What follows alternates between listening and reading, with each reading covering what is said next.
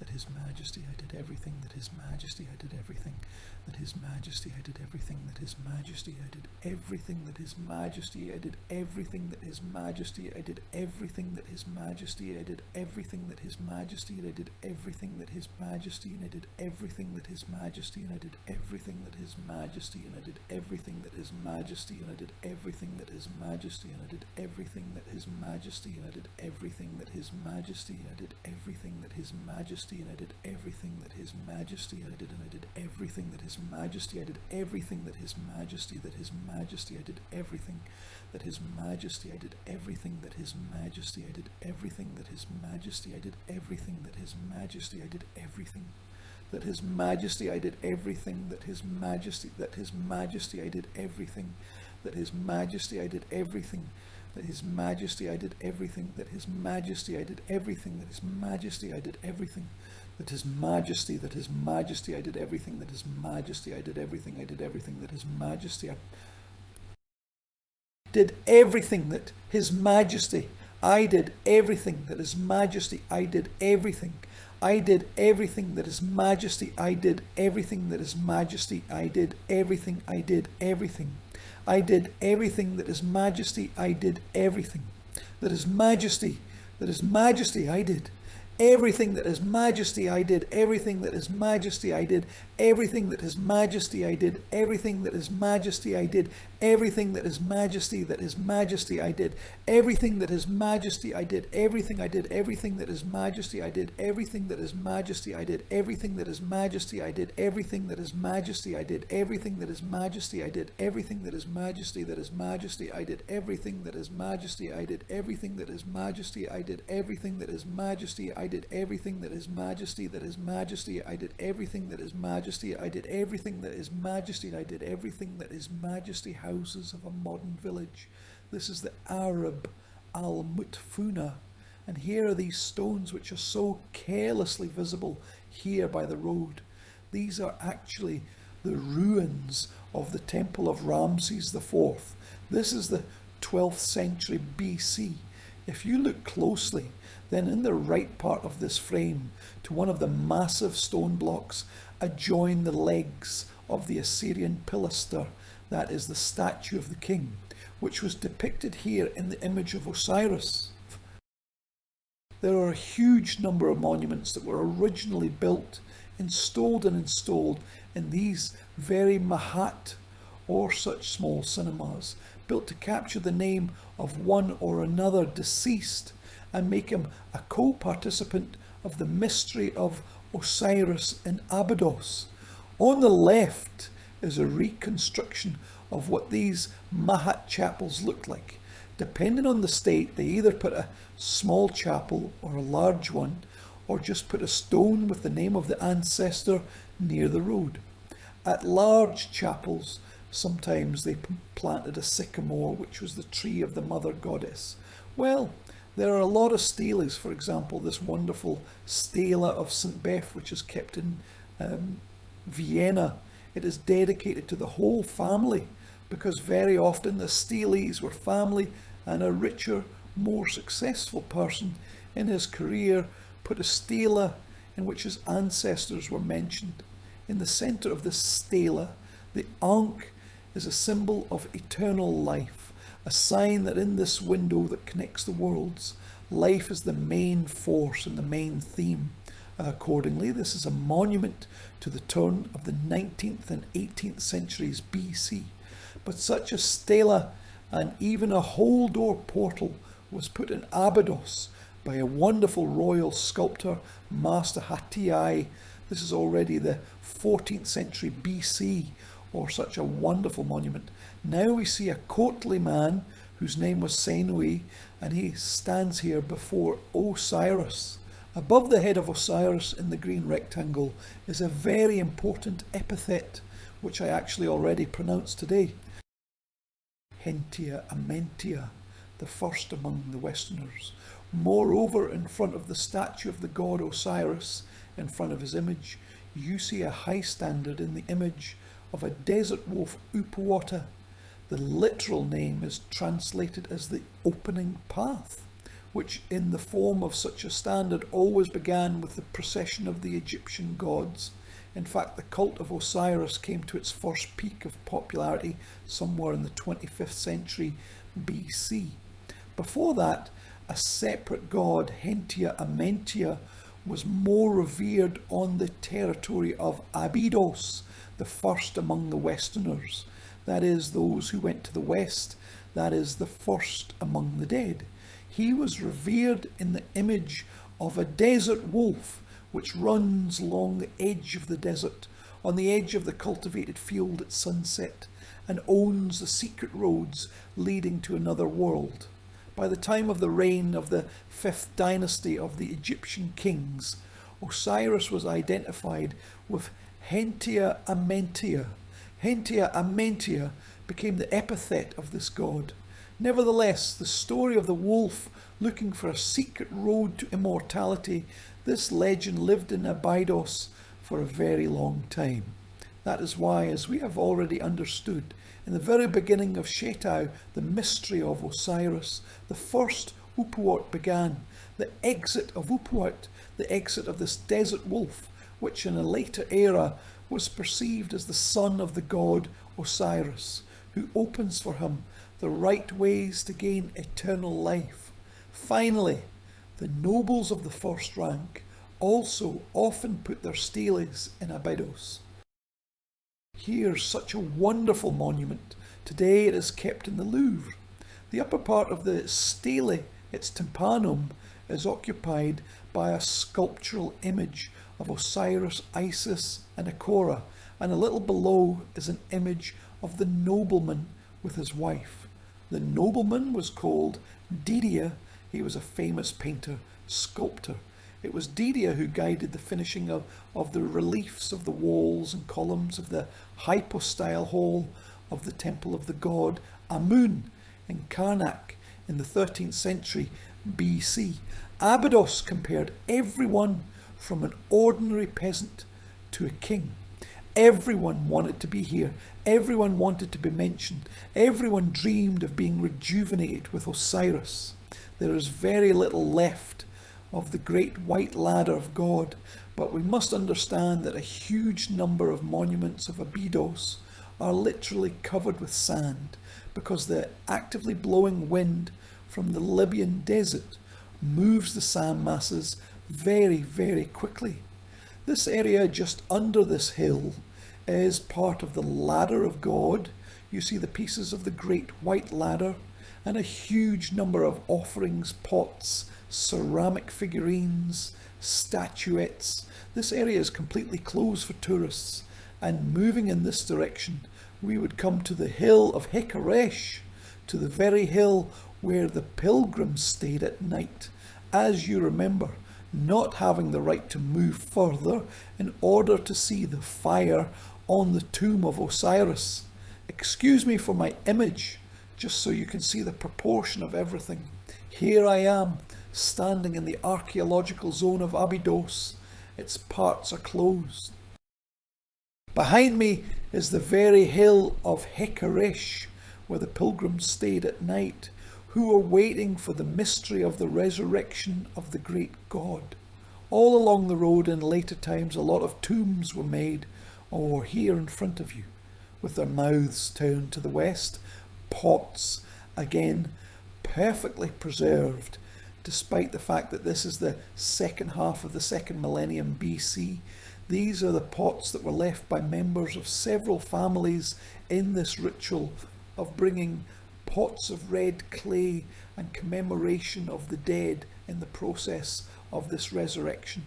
And there are inscriptions on some pots, the so-called letters to the dead, when the living, having an influence, turn to the deceased members of their family in order to ask them to fulfill some important task for this family. Well, here is an amazing night shot made by Sergei Kuprianov. This is the Pega Gorge. The sun is already set. The stars are visible.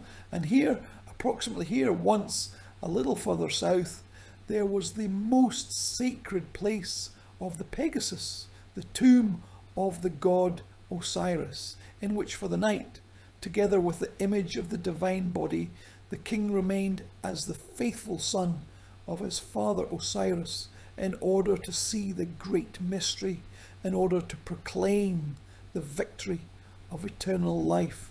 A magnificent image of Osiris of the 7th century BC from the Cairo Museum. But not only such various statues of the deity could be brought here by pilgrims at a later time, when the status of a forbidden place began to disperse. Image of Osiris himself, sitting on an image of Osiris himself, sitting on a hill in the form of the hieroglyph of Mat, the hieroglyph of the goddess of truth.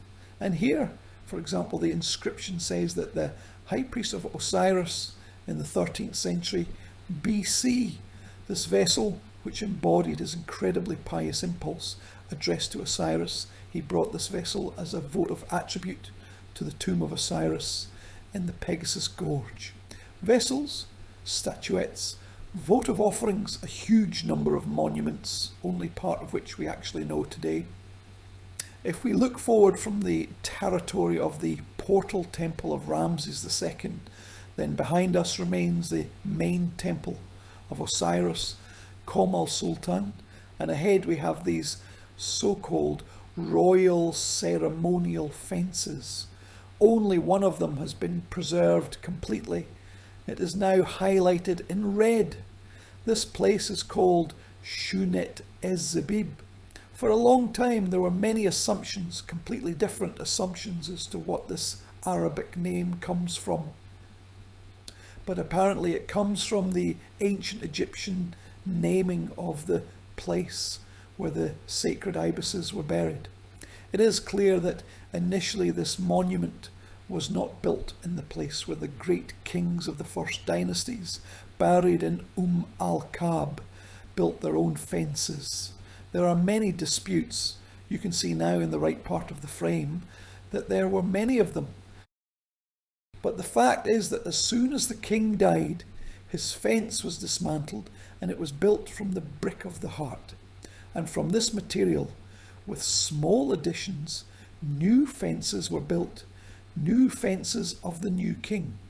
Unfortunately, we do not know the essence of this ceremonial because there are no written sources. It was assumed in particular that on the territory of this huge fence there were some rituals associated with the revival of the vital forces of the king from the ceremony of Eid. But anyway, only the fence of the king of the second dynasty, because his successor became the first king of the third dynasty, which we know as Djoser, and he is already building the first step pyramid for himself. Thus he no longer needed a fence. Around his pyramid he built a magnificent fence from white limestone, and therefore the last fence of the second dynasty remained to stand like this, with walls that reach heights of about 11 metres and up to 7.5 metres thick. This is how it looks from the entrance. Initially, the massive walls were not so gloomy at all. First, they were decorated with small niches that imitated the facade of the royal palace, and then covered with a mixture of leaf dust, clay and clay, such a pale brown, swampy colour. And now in this frame, you can see all the space inside, and the blue arrow points to the lower part of one of the walls where the original appearance of this giant royal fence was preserved. Inside, the space was empty. Only in one of the southern corners there was a small sanctuary with a rather complex structure inside which there were traces of numerous sacrifices of all kinds of food, traces of intoxication with drinks. That is, there was a certain ritual associated with the royal power, but which is very difficult. For many decades, the royal fences of the ceremonial abbey were dug by American specialists, and for example, in 1991, David O'Connor discovered 14 docks on one of the sides of the Hasohimui fence. That is, they are made of brick covers, let me say, for wooden boats, which were associated with the journey of the deceased king on the waters of another world.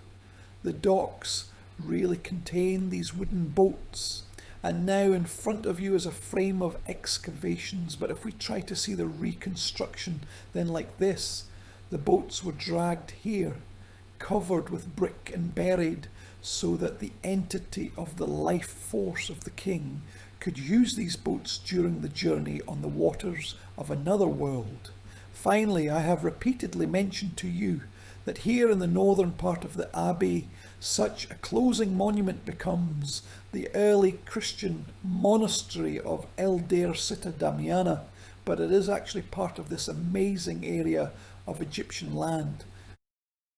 Now in front of you are not only wonderful children who see us off after a visit to this monastery, although unfortunately the state of the archaeological zone is not always good here, but the red lines now highlight the lower part of the fence of this monastery, which is actually built inside one more fence of the second dynasty. That is, the lower part of this monastery is bricks, my friends, of the 28th century before the new era, in which later, in the 4th century of the new era, a monastery was built, which, by the way, by some features of its architecture, copies neighbouring ancient Egyptian temples. Here is such an absolutely amazing continuity of several eras and several architectural structures. Let's move with you to the south part of Abydos, to the era of the Middle Kingdom. Here, in the 20th century, before the new era, the city of Uakhshut was built. Unfortunately, only part of the city was excavated. You see here magnificent and completely perpendicularly laid streets. The city was built according to a single project, and on the map, on the illustration that shows you Abydos, there are two arrows. The red arrow shows the heir of the city of Uakhshut and the late temple of Tsar Senusert III, a great admirer of the god Osiris. And the green arrow at the rock, which in ancient times was called Mount Anubis, indicates a huge underground tomb of this king, which was also recently explored by American archaeologists. First, about the city. In order for you to imagine a certain social difference that existed among the inhabitants of Uakhshut, I will show you several monuments. But first of all, let's understand that most of this area is not just under residential houses, not just under the fields of modern Egyptian peasants, but also in such a zone there was a lack of understanding of the value of these monuments for many years. Now, on the territory of the Temple of Seti, there is this wonderful work. This is Naos inside, which is a sculptural image of one of the kings of the 12th dynasty. That is, it is the 19th century BC. This Naos was found upside down, filled with water in one of the villages just in the south of Abydos. It was a drinker for cattle. Only the British archaeologist Dorothy Eady, who saw this drinker, realised that there was a unique royal monument in front of her. The drinker was eliminated, and accordingly this monument was moved to the already guarded zone in order to save it from further destruction. The green rectangle shows you the residence of the mayor, the residence of the ruler of Uakhshut. Evaluate the size of the governor's residence compared to other quarters and houses. There was a full-fledged palace. It was here in this palace that a unique monument was found. This is the so-called birth stone. This is a massive clay pedestal on which the Egyptian woman was giving birth to a baby.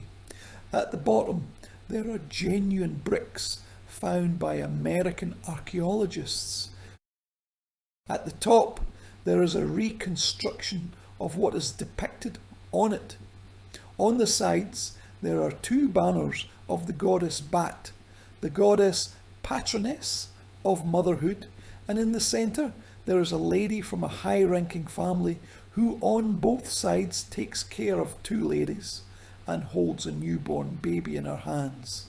This is an exceptional case because in a huge number of texts we know about the existence of birthstones, that they were even considered a representation of the goddess Meskenet, the great goddess of birth. But a real birthstone from the 19th century to the new era is of course an absolutely unique find. It is one of the very famous monuments found here in Abydos. From the temple of the late Nusret III, there is not much left. I'm showing you an old archive footage from the late 1990s, simply because later the floor, foundation and base of the columns were covered with sand. This is how the reconstruction shows us this evidence, and a magnificent portrait of Nusret III from quartzite, which the Egyptians revered as a sunstone. This is a collection of the Nelson Atkins Museum in Kansas. The fact is that Nusret was one of the Egyptian mystic kings. In several cities of Egypt, he built underground temples of the god Osiris, which were inside the hills. He, apparently, was looking for some answers to his own questions about life and death, despite the fact that in the north of Egypt, in the necropolis of Dashur, a pyramid was built for him, and he built a big tomb here in Abydos. The architectural elements of this tomb, which were the axis of this temple, were associated with some architectural elements of the pyramid complex of the Nuncherikit of Djoser in Saqqara. It was about the search not only for divine truths, but also an attempt to return to the style of the original purity of the ancestors, which was adopted here during the reign of Nusret III. This is how this tomb looked next to the rocky massif of Mount Anubis. The blue arrow shows you the main axis, which leads from the late temple to the main complex and courtyard of the royal tomb. Next to it is a large number of tombs of kings of the 18th century up to the new era, and there were even local dynasties here.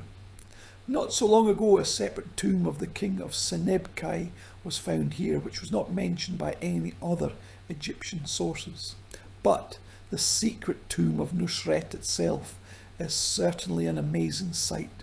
On the left is my own frame, which was made in the early 2000s when the tomb of Nusret was still practically buried.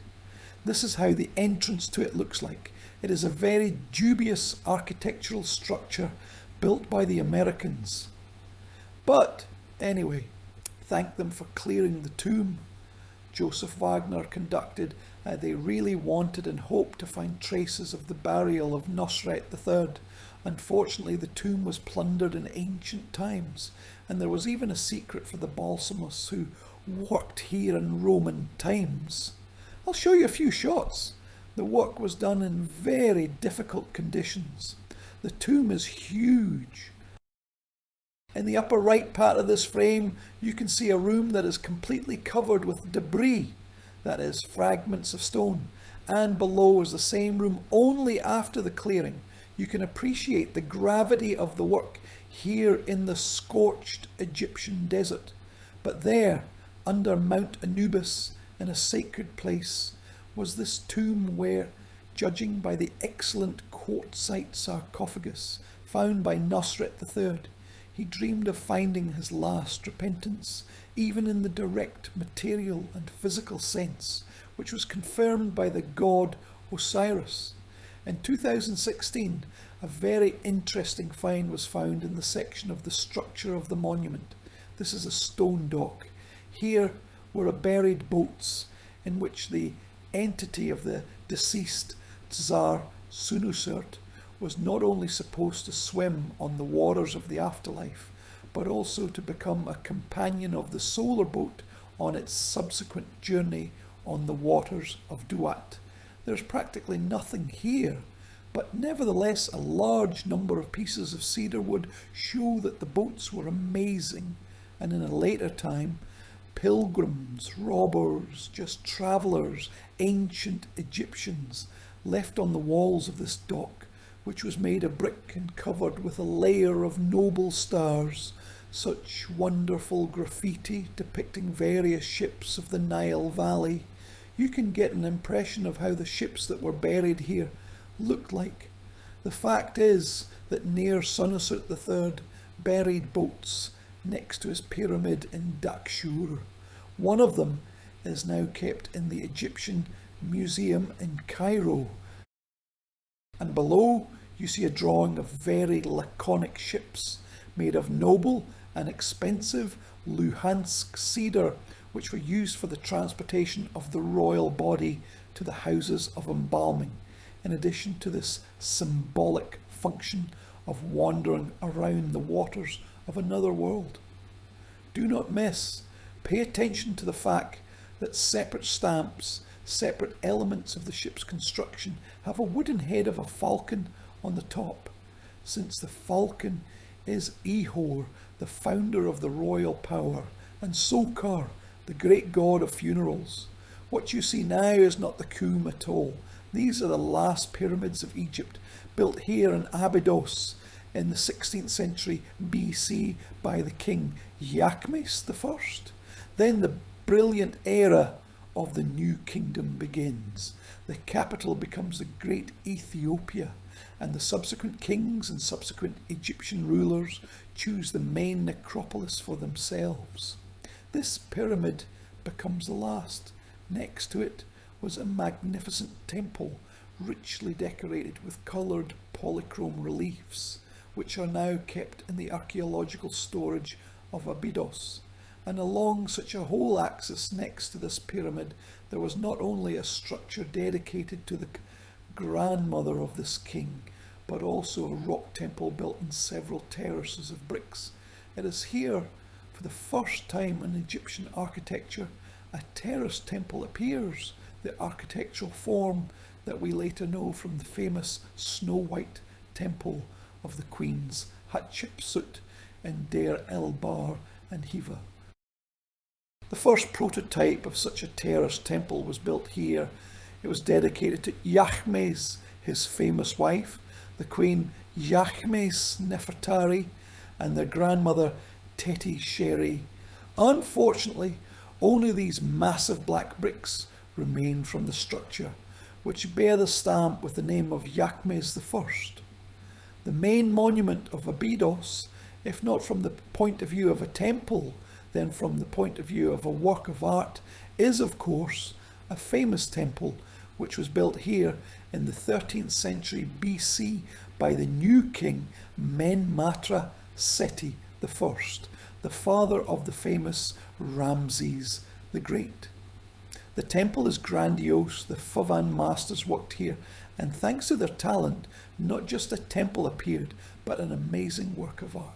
And if the architectural form of the Temple of Abydos Seti might not be as impressive as Karnak or Luxor, then the stunning, magnificently preserved relief painting that fills the space of this temple made it an absolute legend. A special channel called the Nifur, and from the surface of the water when you arrived here on the ship, you climb these ramps and stairs to the higher first platform of the Seti temple. Initially there was a pylon, massive 2 towers, which symbolically conveyed the idea of the Egyptians about the horizon hill for which the sun sets. The pylon has not been preserved, but in the text it's known that in front of it, for example, there were flag stalks made of fragments of pieces of black wood encrusted with silver and electrum. And in his text, Seti the first mentions that the cost of these flagstocks was more expensive than the cost of obelisks, which he put in the north in the Gilaiopolis Temple of Ra. We are starting a journey through the great legend of ancient Egypt, but first we need to understand the logic of this temple. Inside the temple there are 7 axes. Each of the axes is dedicated to one of the great deities. The main one here, of course, is Osiris. Here his wife Isis is revered. Here their son Hor is revered. The great god Amun-Ra, the ruler of Karnak, the ruler of Favansky. Here the great master, of course, too. Here the god of the sun is revered. Here the bird is revered as the great ruler of Vart, crafts, and the secret forces of the earth. And finally, the 7th axis of this temple belongs to the Minmatra itself, to the deified Seti I, the throne whose name is translated as the fortified truth of Ra. In this temple there are not only these great 7 axes, but also a logical division into 3 parts. The first courtyards are the earthly space, then the 2 column halls begin, which are the world of heaven, and finally the secret world of sanctuaries is the duet. This is the most secluded world where special passages are located. The shape of the Temple of Seti of Abydos of Nicolene was caused by the fact that during the construction of the temple, the masters of Seti came across a more ancient sanctuary, which today is called Assyrian, which later was included in the temple complex of Seti. The main part of the temple structure is located in the elongated section of this central part. In the side part, which just like the letter G goes to the left, there are additional sanctuaries. There is a temple storage and many other rooms, less significant but nevertheless very interesting, which we will talk about today. The first courtyards of the temple, judging by the preserved fragments, were covered with images of various battle scenes. Seti of Abydos of Nicolene did not have time to finish his son Ramses II finished, and therefore in fact the Temple of Seti is the fruit of the work of 2 rulers. And due to the fact that in the finished, from an architectural point of view, the temple of the master of Seti worked from the west, from the most secluded rooms to the inner rooms, covered with amazing reliefs of the era of Seti, and the outer structures of the temple were already made during Ramses gracefully, but nevertheless not with such quality, not with such attention to detail as the masters of Seti did. Seti revered his temple in every way. Inside this temple, he repeatedly emphasizes his attachment to this place, and here on the fragment of the relief, you see him in the crowns of the Lower Egypt, which he holds with his hands the support of the great standard. And here in the green rectangle, here is just Abduj.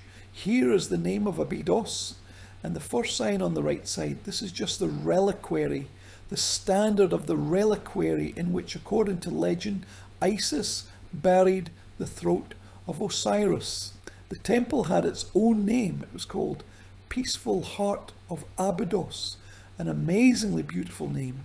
And in general, the topic of sacrifice, the topic of the heart, which the Egyptians understood as a vessel filled with deeds, thoughts, actions. This topic is very important.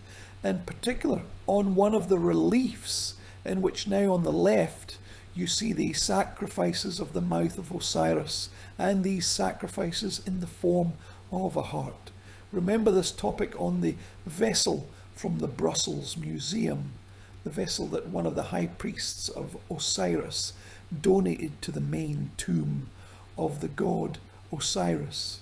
Because the sacrifice and the filling of the heart is the very allegorical function that the son performs in relation to the father. The son must call the deceased father, the deceased ancestor, bring him the sacrifice, pronounce his names, please him, and in return the deceased ancestors must give their descendants living on earth well-being and vitality, the very vitality of K, thanks to which everything will be fine, There will be a birth, there will be development, there will be new times. In the right frame, this is the wall of the entrance into the temple.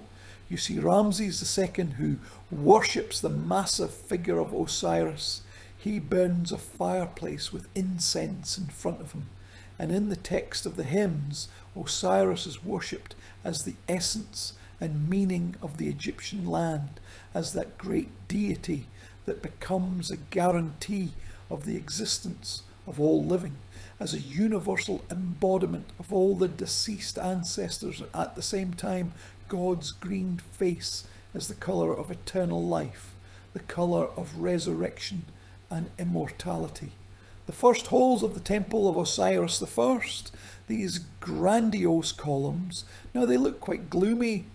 Initially they were all richly painted.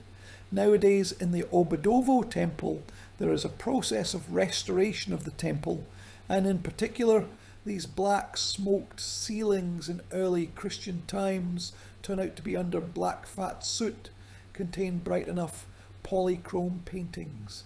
In front of us is the architectural representation of the great swamps, the pre-eternal swamps in which the sun god was born on a water lily petal, with the birth of which the first day began and the sun was then rejuvenated. It is very interesting how special the atmosphere in the Temple of Seti is, due to the fact that some of the collapsed ceilings were restored in the 60s and 70s of the 20th century. Because here, as nowhere else in Egypt, you get the opportunity to feel the penetration into the real sanctuary. There is silence here, sometimes a bird's hum. Here, through special light hatches inside the temple space, inside the body of the house of God, the sun's rays penetrate. And this is the temple that existed from the 13th century to the new era, to the end of the 4th century. Even in later times when the temple was already closed, local pilgrims came here who were actually Christians or Muslims. And first of all, women, look at the bottom of the right column. They scraped fragments of this material shrine embodied in stone, and then this sand, particles of sandstone, were baked in cakes to be cured of the disease, or a common reason to give birth to an heir. Many Egyptian temples, but here in Abydos, of course, there are a lot of these traces. Also, the architectural forms, they are very beautiful, especially they are good at the end of October, at the beginning of November, during the month of Hayak, when such incredibly arranged niches, special light hatches, they let through the light of the sun, which goes to the west to the sunset, and the whole temple is literally permeated with such rays of the hands of the sun god. The windows are located along the 7 axes of the temple, above the 7 sanctuaries, and accordingly the whole temple is filled with such an inner, mysterious, amazingly beautiful light. You will not see anything like this in any other temple in Egypt. You now see not only a photo of the 7 portals, but also the plan of the temple.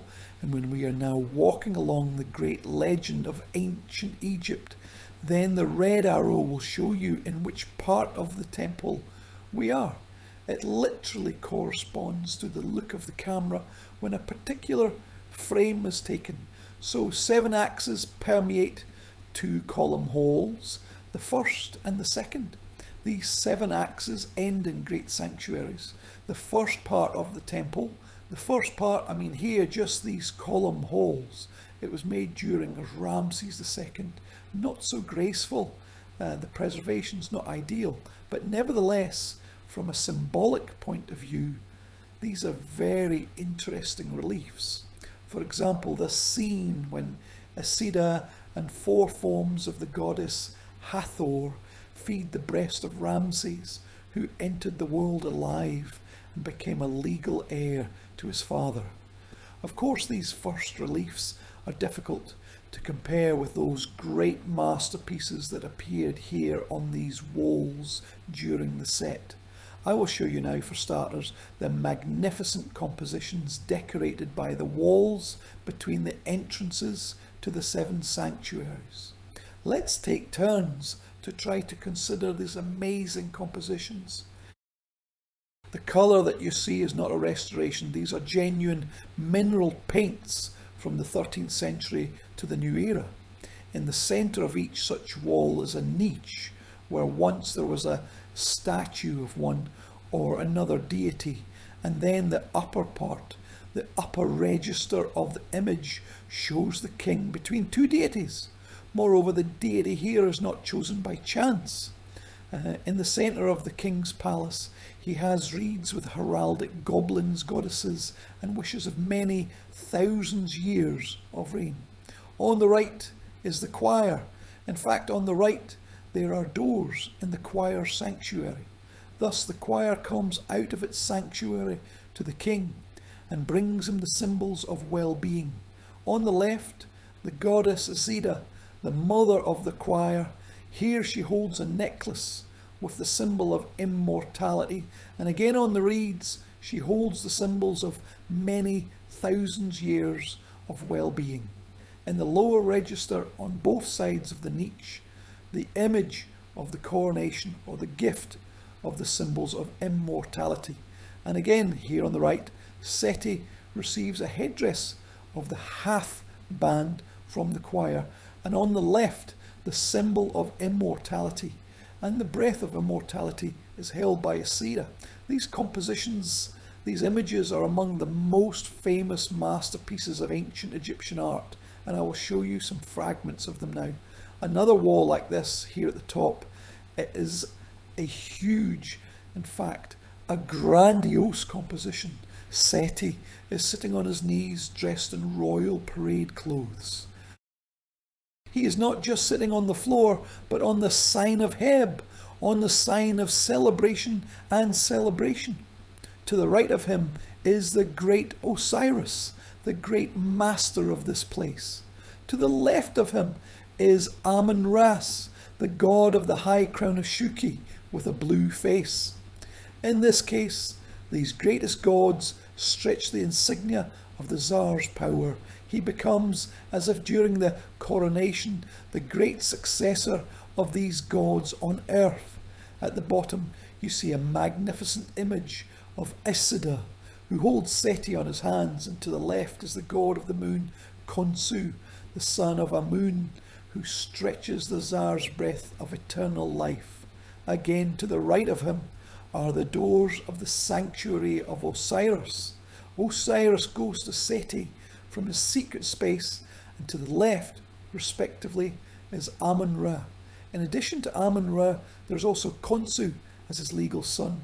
The small scenes of this fragment of the wall are considered immortal masterpieces. I'll show you a large one. Look at the elegance and nobility of the sculptor. Unfortunately, the nameless one made these amazing images. And of course, when you are in the Temple of Seti, it is particularly interesting to look at the details, because literally with the same delicacy as the hair, the strands of Isida's wig are made, the golden female headdress. Look at the graceful lines of plaited clothing on the Seti's hips, and this white band of plaited linen falls down, crossing the line of the throne of the goddess Isidore, and in turn pay attention to her clothing in the form of the wings of the golden goddess. The reliefs of the epoch of Seti I are not just a masterpiece, but a masterpiece of volume, a masterpiece of sculpture. That is why a lot depends on the source of light. In the temple, at the moment, the light is bad. There are luminescent lamps on the floor, on the bottom of the walls. Because of this, there is a feeling of very yellow light. In fact, the background of the reliefs is snow white. We will definitely have this in mind. And here's the neighbouring scene of the god of the moon, Khonsu. He has a lunar disc and a lunar serpent on his head. The sign of the life of the Ankh and two signs of the Oasis are symbols of power and power of Seti. I can't help but enjoy myself anew.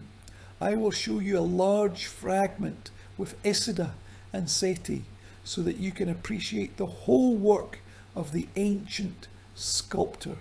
Look at the elegance, well, look at the nobility, and what tenderness.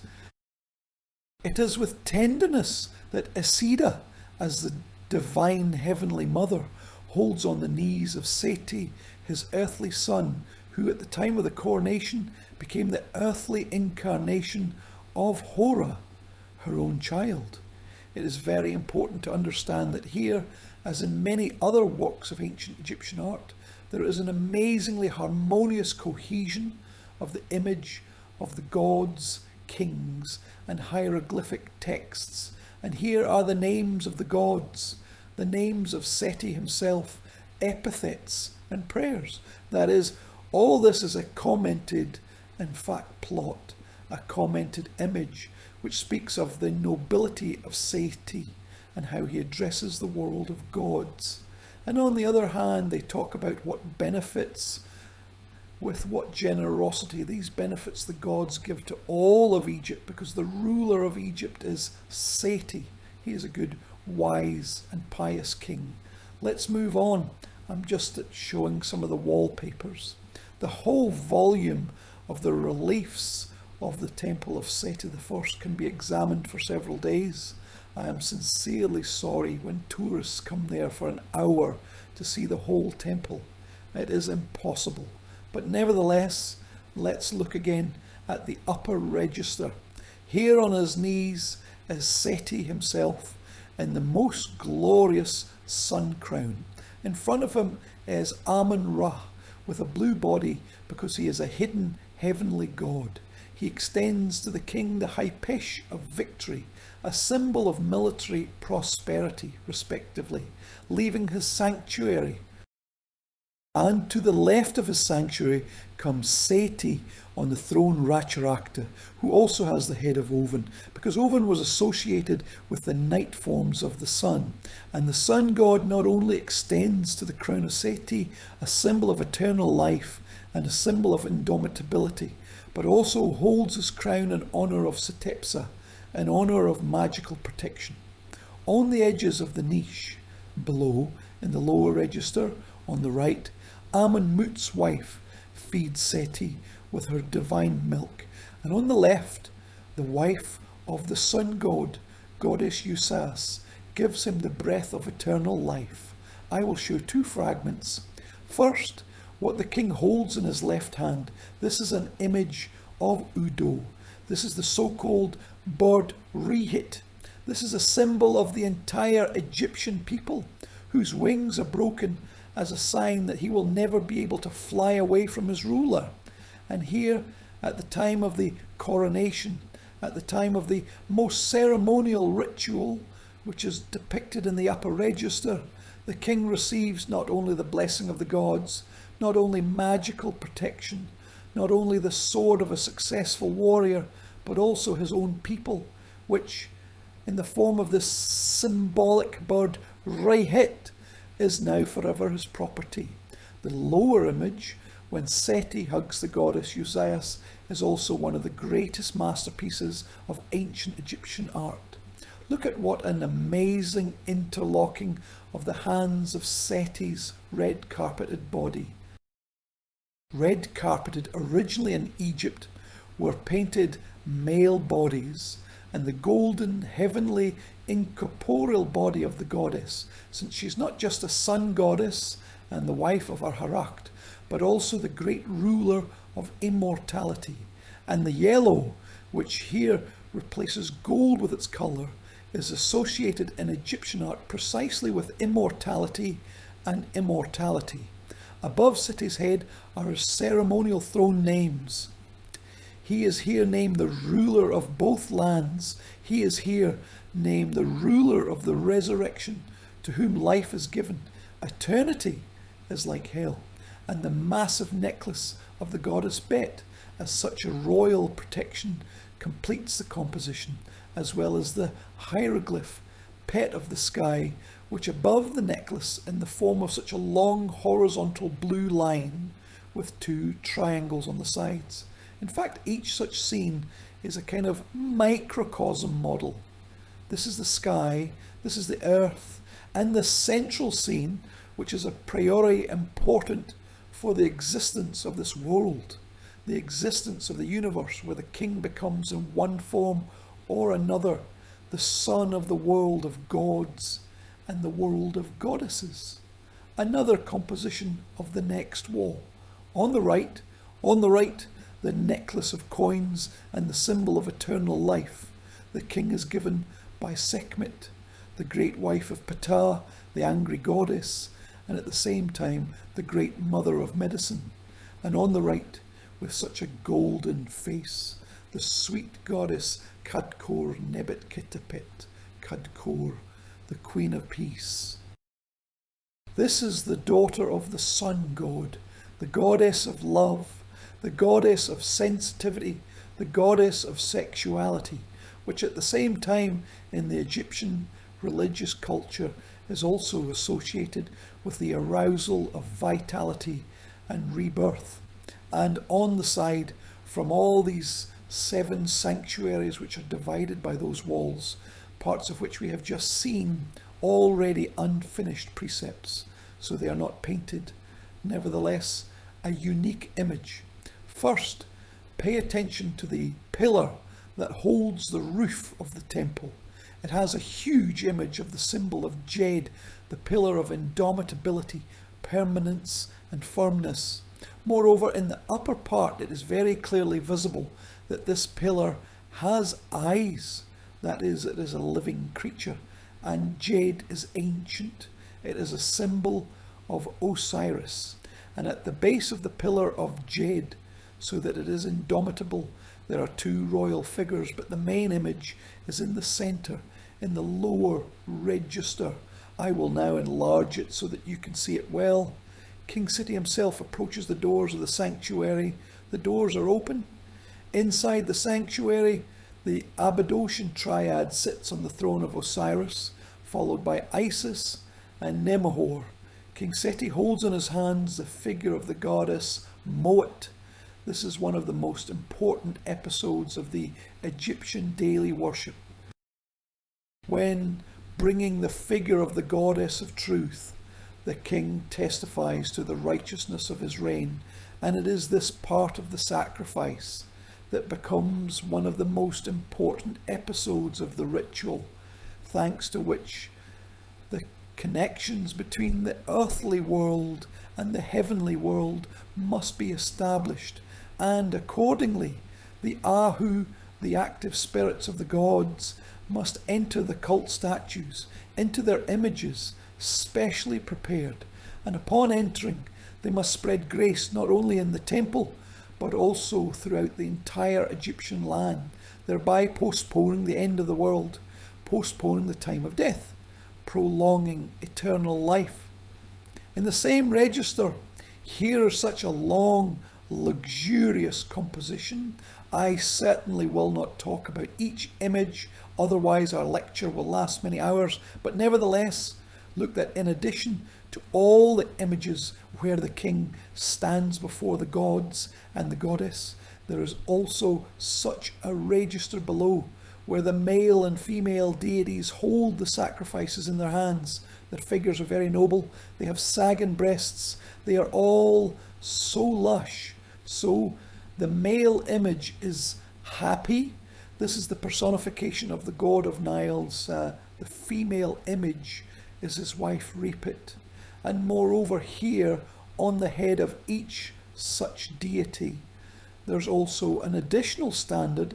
This is the standard of Sipat, or the standard of Noma, one of the provinces of Egypt.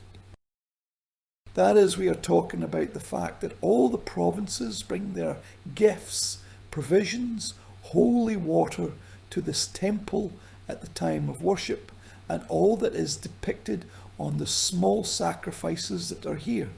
On the scenes of the central register, on the right, Seti exalts the hen and Ladan, and makes an offering in the sacrifice of the heart before Osiris, his son, the choir. And on the left, the composition contains a speech of sacrifices. Again here, Osiris is the great ruler of the world, the goddess and the gods. Behind Osiris is Isidda, the great choir of the west, and Nephthys, and before him are the main principles of this world. The first figure is Moaz, with a truncated feather on his head. And the second is the goddess with a phoenix palm, with an unopened phoenix palm leaf. This is Renetet. This is a symbol of a good year, which Osiris must give to Egypt, thanks to the work of his benevolent king. The central of the 7 shrines does not belong to Osiris, the central from the point of view of the planning of the temple, but to the god Amun-Ra.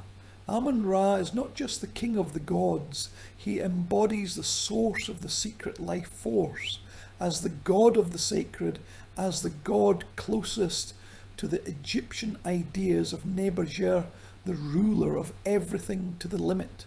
All 7 shrines, we will start with the shrine of Amun-Ra, are covered with a huge number of images, and these images illustrate various episodes of daily services that were held in the temple. The king went into such a sanctuary, took off the seal from the doors, went inside, opened the doors of the sacred golden naos, where the cult statue of the deity was located, washed the statue of the deity, put it in new clothes of pressed linen, moistened the statue, prepared it in every way for the arrival of the divine spirit of Ah, offered sacrifices, fastened the laden. At the end of the service, the doors of the naos were sealed, and the king went back from the sanctuary with his back. He had a massive broom in his hands, and he swept the sand with this broom. The floors of the sanctuary of antiquity were covered with sand, hand-picked, and this ritual of sweeping the sand allowed the next morning to see that no one entered the sanctuary, and the sanctuary was not desecrated. In the sanctuary of Amun-Ra, the reliefs were beautifully preserved. And another very important architectural detail, the ceilings of the sanctuary are vaulted. Now I am showing you the frames of 2014. In fact, the Egyptian specialists have already managed to clean the ceilings together with the American restorers. They are on a dark blue background, the stars intersecting with the names of King Seti I. If you look carefully at the walls, then in the centre of the walls there are such pillars on both sides. The partition, made of cedar wood, gold and other materials, was attached to these pillars, and there, in the inner part, there was a more sacred space, as far as it was possible to divide the sanctuary into such. And in the end, 6 sanctuaries out of 7, remember this, have false doors, that is, stone doors cut out in a stone slab, which are as if open, and through these false doors the entity of the deity must appear in its own temple. In addition to the cult statue in Nossa, in these sanctuaries were still kept the holy relics of the gods, because all the gods here are pilgrims who came to Osiris for immortality, so their ships brought the sacred relics to the temple. They even had a special room for this, which we will see a little later. Just for a few minutes, let's see what the sanctuary of Amun-Ra looks like. And in order for us to at least slightly see the images on the walls, I suggest you see these amazing reliefs.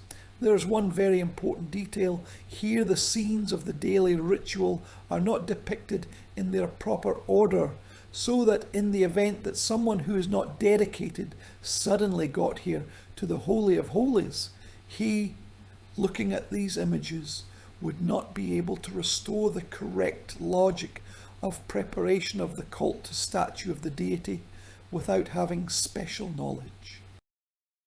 This is how the southern wall looks like. Look what an incredible beauty.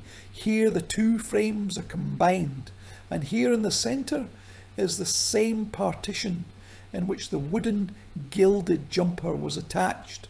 Accordingly, the opposite side, there are also a lot of different episodes of the daily ritual, but I will specifically show only this amazing image.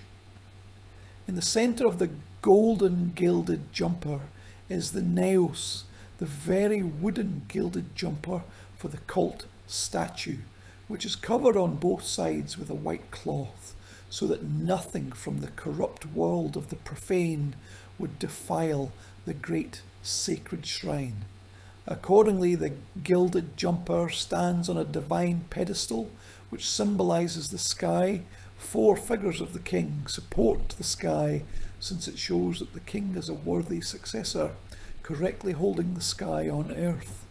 In the centre of the golden gilded jumper there is a statue of the god of the moon, and behind the pedestal of Amun, on top of the smaller pedestal with the heads of falcons, this is the pedestal of Khonsu, his son, the god of the moon, and below the pedestal of the goddess Mut, the wife of Amun and the mother of Khonsu, in front of the shrine, inside of which the pedestal is actually depicted. The doors are open and there is a massive sacrifice, a bouquet in the form of a symbol of the eternal life of the Angs, and even a partly smoke house in which the incense burns the chains in front of the pedestal of the great god who arrived on his ship for pilgrimage to Osiris. All 7 shrines are covered with reliefs of amazing beauty.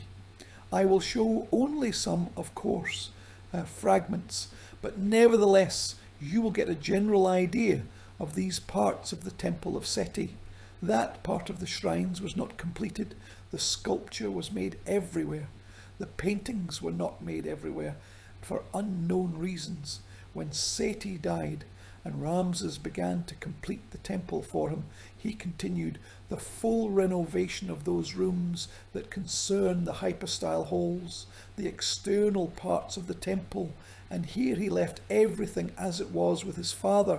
That is, those parts of the shrines that were not painted, they remained monochrome.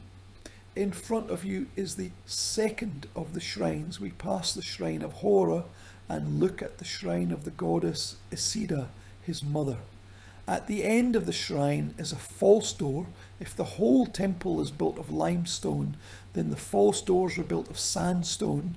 For one reason, they were gilded. And here are these double doors. You see how the price tag is raised with a roller. That is, the doors are open. On top is a tympanum with an image of the sphinxes, spirits of another world, and embankments. This is all the gates of another world, and all this was covered with gold and electrum. And from there, at the time of the ritual, according to the representations of the ancient Egyptians, the spirit of the goddess appears not only in her cult statue, but also in all her images that were preserved in this temple. On of the walls of the shrine of Isis, you see how many images of the goddess Seti. Various gifts are brought to her, worshipped, falling on her knees, brought lamps and so on. Here is one fragment so that you can appreciate all the elegance of the work.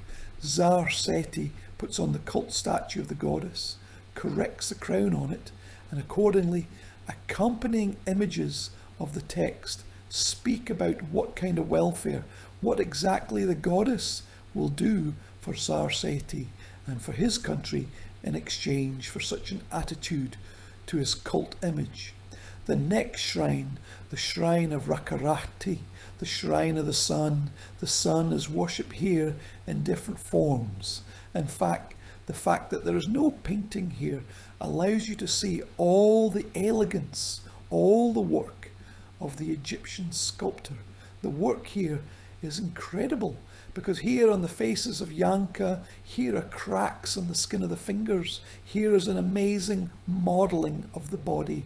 It's all very proportional. This, of course, is absolutely impossible in amazing beauty. And finally, Atum, wise by old age and experience of time, the god with a long beard of Kibasut. Here, just Atum on the head of his solar disk, in the solar disk of Scorpio, is a three-dimensional shape of the sun, to which the Tsar brings a Ladan lamp. Another shrine of the seven belongs to Ta. It was also not painted. Here are the most various images of the god, which was associated in Egypt with art, with skill, with the secret knowledge of the true essence of materials, about the transmutation of the power of materials. The great master Memphis was venerated here, as well as other gods. At the top is a partial image of the sacred lady Ptah, because like other deities, he is a pilgrim here in the house of Osiris. Now in front of you is a fragment of the wall of the sanctuary, and you see the entrance and the exit at the same time. There are columns of the second column hall, and here in the lower register of the wall at the exit, you see how Seti comes out and holds in his hands the same wreath, which he will sweep his footprints on the sand, which is covered by the wall around the sanctuary. The farthest, the seventh sanctuary, was dedicated to the cult of Seti himself. He is the deified god of Minmatra. All his good deeds are mentioned here, and one of the most elegant scenes of the temple shows him at the time of the coronation. He sits on the throne between two great mothers, between two rulers. The right lady is Nebet, the great neck, the great mother of Upper Egypt, the Nile Valley. The left lady is Wadjid, the great snake, patroness of the Delta and Lower Egypt. Their names are signed above their heads. They give Seti power over Upper and Lower Egypt in the sign of which the choir on the left and the headless one on the right. Under his throne, the heraldic lilies and papyrus in the sign of Shematawi, in the sign of the unification of the two lands. One of the most beautiful Egyptian reliefs, which illustrates the most important episode of the royal coronation. So we remember that the far left sanctuary is dedicated to Seti himself, his deified form. If the central sanctuary was dedicated to Amun, then the main sanctuary, which is shifted from Amun to the right, belongs to Osiris. And it is unique not only due to its image, but also due to the fact that all six sanctuaries end with false doors. And in the back western wall of the sanctuary of Osiris, there's a passage to the secret rooms of the temple, which in this case are associated with the duat of the afterlife. Unfortunately, when in the 4th century of the new era, early Christians stormed the temple, and as we know from early Christian sources, several dozen remaining priests were killed here. Then a monastery was built here for several decades. The monastery did not survive here, but unfortunately while it existed here, a huge number of images were destroyed in the sanctuary of Osiris. If earlier wise men and priests lived here, there was a huge library, as it was one of the most important intellectual centres of the ancient world. Then now people came here with a pickaxe, a hammer and a chisel, and you can see here that the faces of the gods and Seti himself are mostly knocked down. Moreover, the image of hands and feet was also knocked down because they were afraid that the images would come off the walls and kick out those who did not own this house. Nevertheless, some images of the upper register did not reach them, and you can imagine how gracefully all the space of the sanctuary was decorated. Now in the front of you, just such a fragment, green, blue, green blue, is covered by the face and hands of Osiris. He stands in Naos. He is here, Osiris, the ruler of the Holy Land, the one who resides in the heart of the monastery of Minmatra. The god is great, the ruler of the West. The text says about him, and behind him is the figure of Thoth, the lunar god, the god of wisdom, the ruler of the ritual, who, in the magical gesture of Seteps, protects Osiris. Just the frames were made at the moment when there was an additional cleaning of this sanctuary. But the one where the faces are knocked down, unfortunately, these faces cannot be returned. And here, please, an example from the same wall. A magnificent Osiris is sitting in front of you. He is just here, Osiris Kentimentio, the ruler, the first among the Westerners. His wife, the goddess Abydos Seti, is protecting him with magnificent wings. The victim is a wide necklace, moustache and suspenders. But all, unfortunately, the face is here. Someone raised his hand to destroy such art, such beauty, and it was this part of the temple that suffered quite a lot. Let's see with you what else is on the walls. I will not analyse all the images, but I am interested here in the upper register, the image of the sacred boat of Osiris, that is the very Neshnet, which was repeatedly mentioned to me in the texts that were associated with Shetau, with the mysteries of Osiris and Abydos. This is how it looked.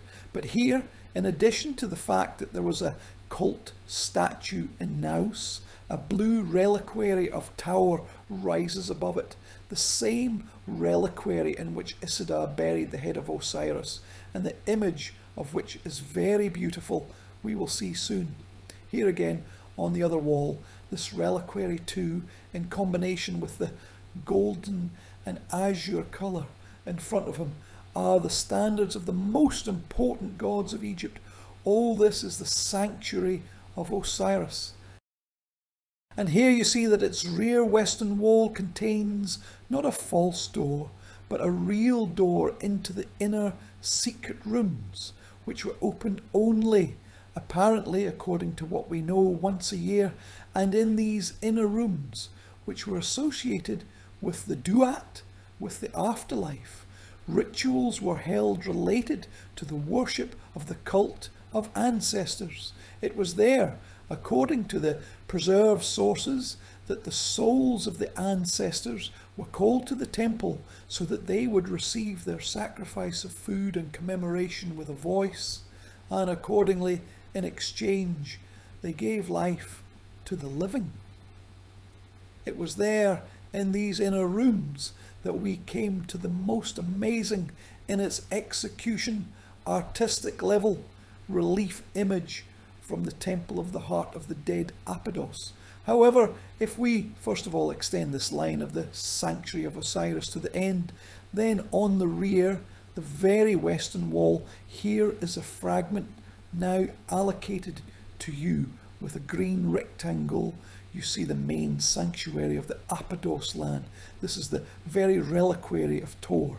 Through it comes the face of the god Osiris, depicted here by Anphis. Abydos supports Tor so that he does not tilt.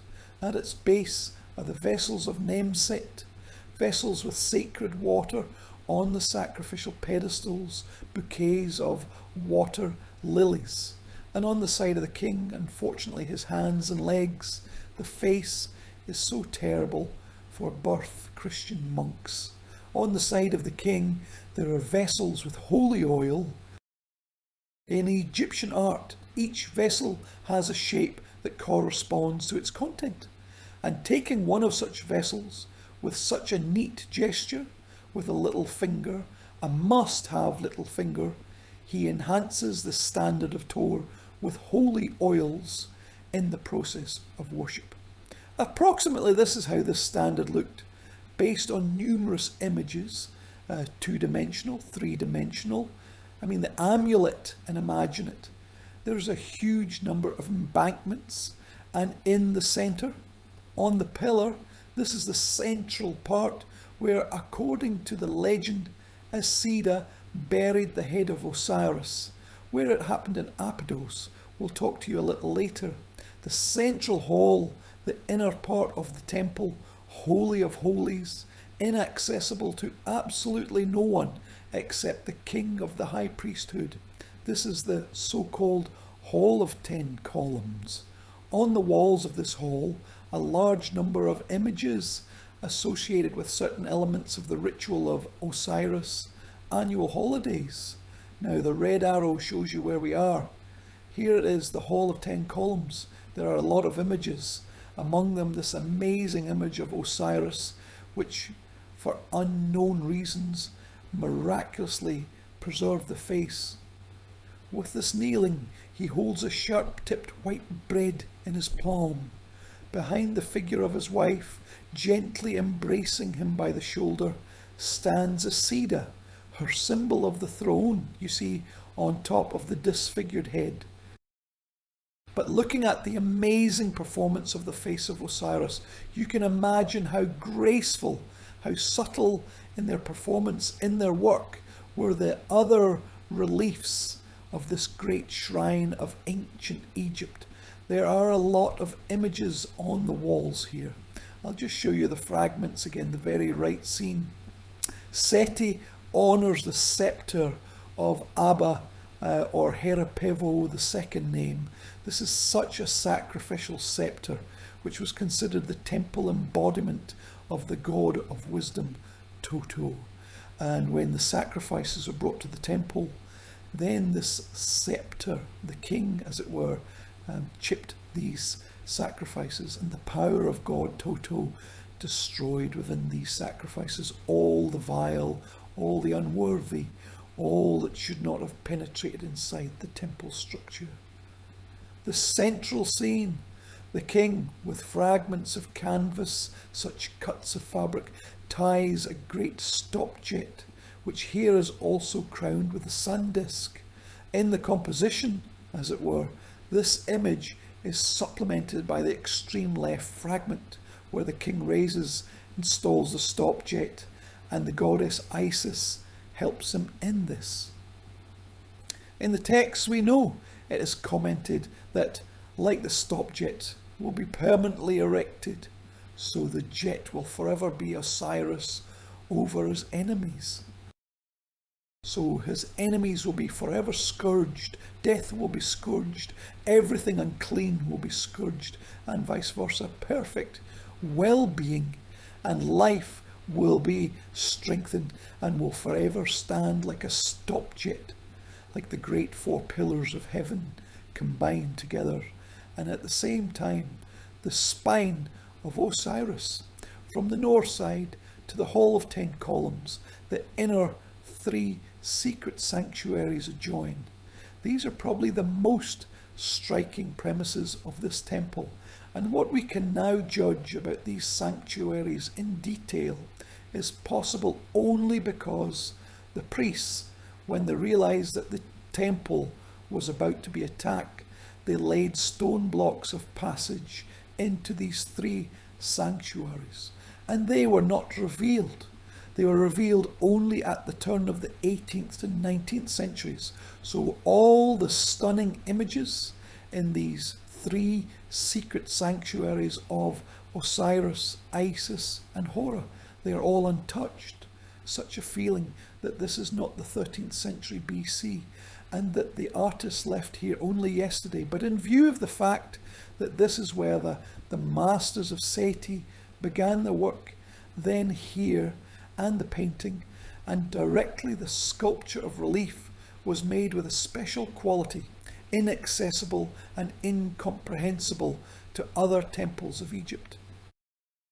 The central sanctuary, the sanctuary of Osiris Seti. Look at the volume of these stunning reliefs. There are 7 scenes. I will show you all 7 briefly, but I will only briefly say that in addition to what is depicted on them, each of these 7 scenes illustrates one of the most important 7 stages of the ritual of summoning the souls of ancestors. This is the so-called ritual of the divine Amenhotep. which we will not talk about today because this is a topic of a separate lecture. But anyway, these are 7 stages of the ritual of honouring ancestors. Why 7? 7 is the sacred number of another world. 7 is the sacred number of Osiris. According to the legend of the Mother of Heaven Nut, 7 divine months was pregnant with Osiris. She gave birth to him earlier in time, and therefore 7 is the number of another world, and 9 is the number of our world. 9 and 14 is the number of the sun god and our space. Let's look at these incredible masterpieces. Let's start with the first scene. The choir god pours sacred water over the statue, an image that connects the features of the first stage and at the same time of the pre-eternal deity. He has the body of Osiris, but at the same time the head of Amun-Ra, a horn of the highest divinity, is wrapped around his ear. A giant crown of Shuti with rows of sacred snakes and horns. All this can be described for a very long time. This is a unique image of the first stage, which is connected to the pre-eternal deity in the source of life and his celestial prototype, and at the same time the heir of the choir pours sacred water over him as a worthy son. Literally every element of these reliefs is made with incredible art. Unfortunately, I can't dwell on each of them for a long time, but nevertheless, I'll just tell you that not a single picture conveys this. Not a single picture. Believe me, although I carefully chose my own photos here, and they correspond to the colour and the feeling of this place. This must be seen in person, especially considering that literally all the elements, accessories, elements of the costume, separate elements of hieroglyphic inscriptions are made here with the highest art. This is like a Sistine Chapel of ancient Egypt compared to something European. But we move on. The god Upuat, the god who opens the way, does not get confused with Anubis, extends the King Seti, who is presented here as a king in glory in the crown of Upper and Lower Egypt, according to the scheme, which is still framed with such a frieze of sacred snakes. He extends the symbols of power to him, makes him the legal heir of the great kings and queens, the great gods on the throne of Egypt on this earth. One of the most famous scenes, Seti is here rejuvenate with Osiris. He appears in the image of Osiris in the right part of the frame. In the centre is a priest of the late cult, a priest Eun-Mu-Tef, the support of his mother. This is how this title is translated. He burns the seeds of ladon in the lamp, and behind him stands, stunning in its beauty, the goddess Osiris with a golden face, who holds a golden sister in her hands, shaking it as a sign that she is alive and the silence is dead, a sign that life is beating and silence and death are not present in this space. I will enlarge her image because this is one of the most famous images of the goddess and one of the most amazing fragments of the relief decoration of the Temple of Seti. Look at the modelling, look at the colour, the 13th century BC, and I do not get tired of repeating that if you have not been to the Temple of Seti in Abydos, you have not seen ancient Egypt. Egypt is much stronger than all the pyramids taken together, and of course this is also an amazing immersion which allows you to imagine the Egyptian temple not as a ruin, but as this, although damaged, but incredibly exquisite, incredibly beautiful ritual machine over the creation of which the best masters of their time worked. The next scene, the god is addressing Seti, who is depicted here in the image of the god Neferhotep, the god of the ever updating young moon, and his throne stands on the sign of Heb, on the sign of the holiday of healing. In front of him is a sacrificial table with bread. Under it is holy water. Here is the great Lord of the ritual, thanks to which the ancestors will be able to be eternally alive. Another scene. Again here he acts in the main role of Horus Mutef, a priest of the late cult. He addresses Seti, revered by his descendants, revered by the priests of the late cult. Therefore, in the sign of healing, he is presented on the sign of Heb, on the sign of the alabaster bowl of the holiday. The central scene is amazing in its beauty. This is the so-called embrace of the horizon. Here you see Osiris, who gives his son Seti the sign of eternal life, gives him the breath of eternal life, holds him by the hand. For Osiris Isida, his wife, for Seti Chor, his great celestial prototype. The neighbouring sanctuary is the sanctuary of the goddess Isida, incredible in its performance of the scene of sacrifice. Here is such a true colour, which has been preserved from the 2nd millennium BC. I will show only one fragment enlarged. Here Seti brings such a plentiful sacrifice on which there is bread, pieces of meat, ducks, salad, grapes, pomegranates, hygiene, a bowl with incense of the goddess, a bowl with incense of the goddess Seti. It is so golden here because it represents the world of the living, but at the same time the world of the captives. It also represents the world of the goddesses of the gods, the world of the incapable.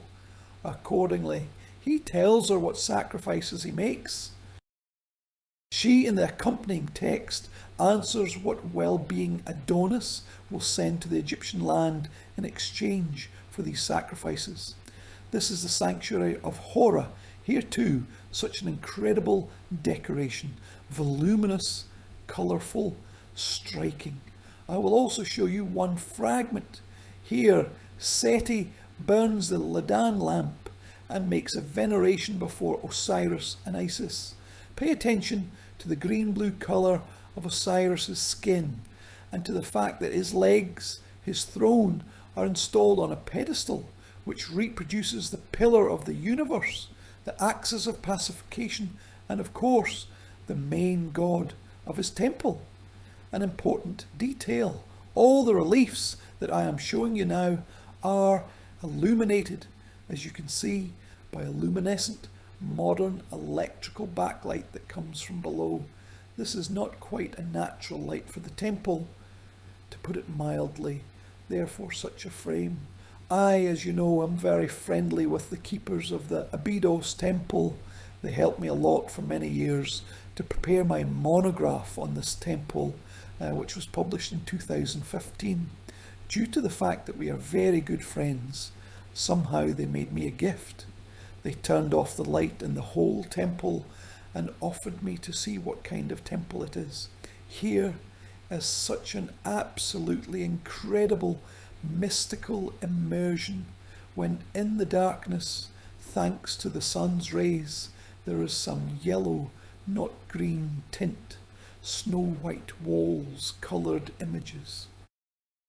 And we will remember here that in his texts, Seti says that in ancient times the temple was illuminated not only through light hatches but also by many hundreds of alabaster lamps in which salt, non-smoking oil was poured. Therefore, here you can imagine the clubs of Ladan as well as the Egyptian temple. One more frame. Sorry for showing myself, but the light fell very well here, and this is the natural light from the fallen sunbeam. There is no additional backlight in this frame. This is a completely amazing impression. It's amazing, it gives goosebumps. This is how Seti's temple looked with its creators in the 13th century before the new era. We turned our backs on the temple, but if you look closely at the red arrow, then behind it, behind the 3 lighthouses, you will see a room with no entrance or exit with 2 pillars. This is the so-called blind room. In fact, there are 2 of them, one above the other. They are located behind 3 great secret lighthouses of Osiris and Sid-Uhura. What was in them? There are several limestone slabs from the roof of the temple, but it was there from the point of view of the logic of the temple's space, and that there was something that was supposed to be for the Egyptians a great shrine. Apparently, somehow this something which we do not know was taken from the temple before it sank. But nevertheless, we must know about the existence of these limestone pillars. These are actually 4 such stone pillars. On the walls of this room there are niches. In the niches there were statues of the greatest kings of Egypt. Moreover, around the perimeter of this hall, near the niches, there are special stones, so to speak, stand such windowsill on which they put sacrifices. 4 pillars in the ritual are associated with 4 torches of red linen, which are lit with the help of a certain magic ritual. It is believed that in the light of such lanterns you can see the souls of deceased ancestors who come here on the day of feeding in order to hear their names, in order to receive sacrifices and leave in return the strength of the living. In the same way, I will show you these niches and stands for offerings, and only from the central sanctuary I will show you an amazingly beautiful scene. Osiris lies on a burial bed. His head is crying incredibly gracefully in the performance of the goddess Nephthida. He also had a mirrored leg of Isis. Next to him stands the male deity, and in the area of the belly and hips of Osiris's body you can see the wings of a bird. We are talking about the image of Isis, the falcon, sitting on the phallus of a magically revived husband. Fortunately, there are similar images that have been preserved in another part of the temple. I will show them to you very soon. But here, just pay attention to the amazingly harmonious combination of sculpture, colour, and mysterious meaning that spoke about the victory of life over death. A separate room of the temple that comes out in this G-shaped extension is the Saqqara complex. I remind you that Saqqara is the falcon's head, the god of death, and at the same time the god of victory over it. And in this complex there are a huge number of different images of flowers, meat, incense to the god Saqqara. Everywhere he is present, either in the form of a balsamic figure with the head of a falcon, or in the form of a statue with the head of a falcon. I remind you that one of the brilliant symbols of Saqqara in Egyptian culture is a sandhill. Inside the sandhill there is an egg or a sacred grain. That is, the hill itself symbolises death, but in fact it is a shell inside which eternal life and death are reborn into a real living creature. In order to overcome death, death should not be completely, it should be realised in its fullness. That is why here, about death, about bones, about meat, about the sacrifice of dangerous animals, the reliefs of this part of the wall. In the western wall of this complex there are 2 narrow sanctuaries. The back walls have not preserved false doors, nothing. Here are just some broken images. For some reason, in ancient times, apparently when the temple left, it was necessary to knock them down. But here on the walls of the temple, there is an image who is a man, who is a man, who is a man, who is a man, who is a man. You can come and look at all these amazing details, because on each finger of the hand of Osiris or Isis there are nails. That is, the degree of detail and the degree of exquisiteness of the image is amazing.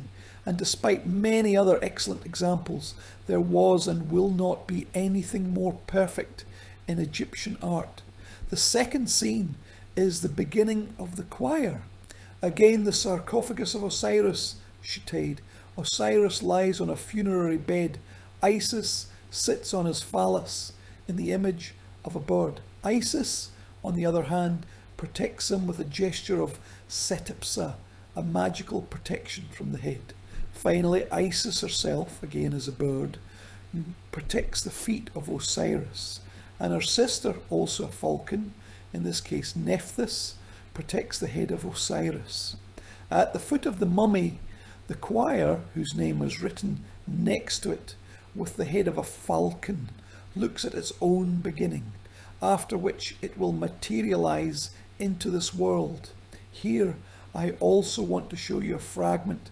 I'll show you Osiris's head. See how it's done. What kind of earlobe, what kind of hand of the goddess Isis, how the face of God is made. All this, of course, is simply amazing. And every time you think about the incredible skill of those brigades who made this temple at the request of Seti I. Finally, in this sanctuary, there is also an interesting image of the goddess Nut Opet. This is a pregnant behemoth with a crocodile tail, in the image which the Mother of Heaven, protecting herself with fire knives, must give birth to this world of Osiris. All this is an image of the cult statues that once were in this temple. And here the kneeling Seti I holds two vessels of Nu with the sacred wine in front of her. Another image from this complex. Seti I, kneeling, brings gifts and sacrifices to three gods. The first god with a lion's head, which sits a falcon, and in turn on the head of the falcon is a flower of water lily. This is Nefertum. This is the god of nature, the god of vegetation, the god of sacred oils, the god associated with balsam, and at the same time this is the god of poisons. This is the son of Ptah and Sekhmet, who took over her nature from his angry mother and embodies unpredictable features of nature. The middle figure, kneeling on a high pedestal, is a very rare image. This is Nu. This is the pre-eternal chaos. This is the father of all gods. This is the element from which our world happened by the will of the Creator, and the element in which everything will return when our world will end. So that later, according to the ideas of the ancient Egyptians, from this pre-eternal chaos, a newly structured world was born again.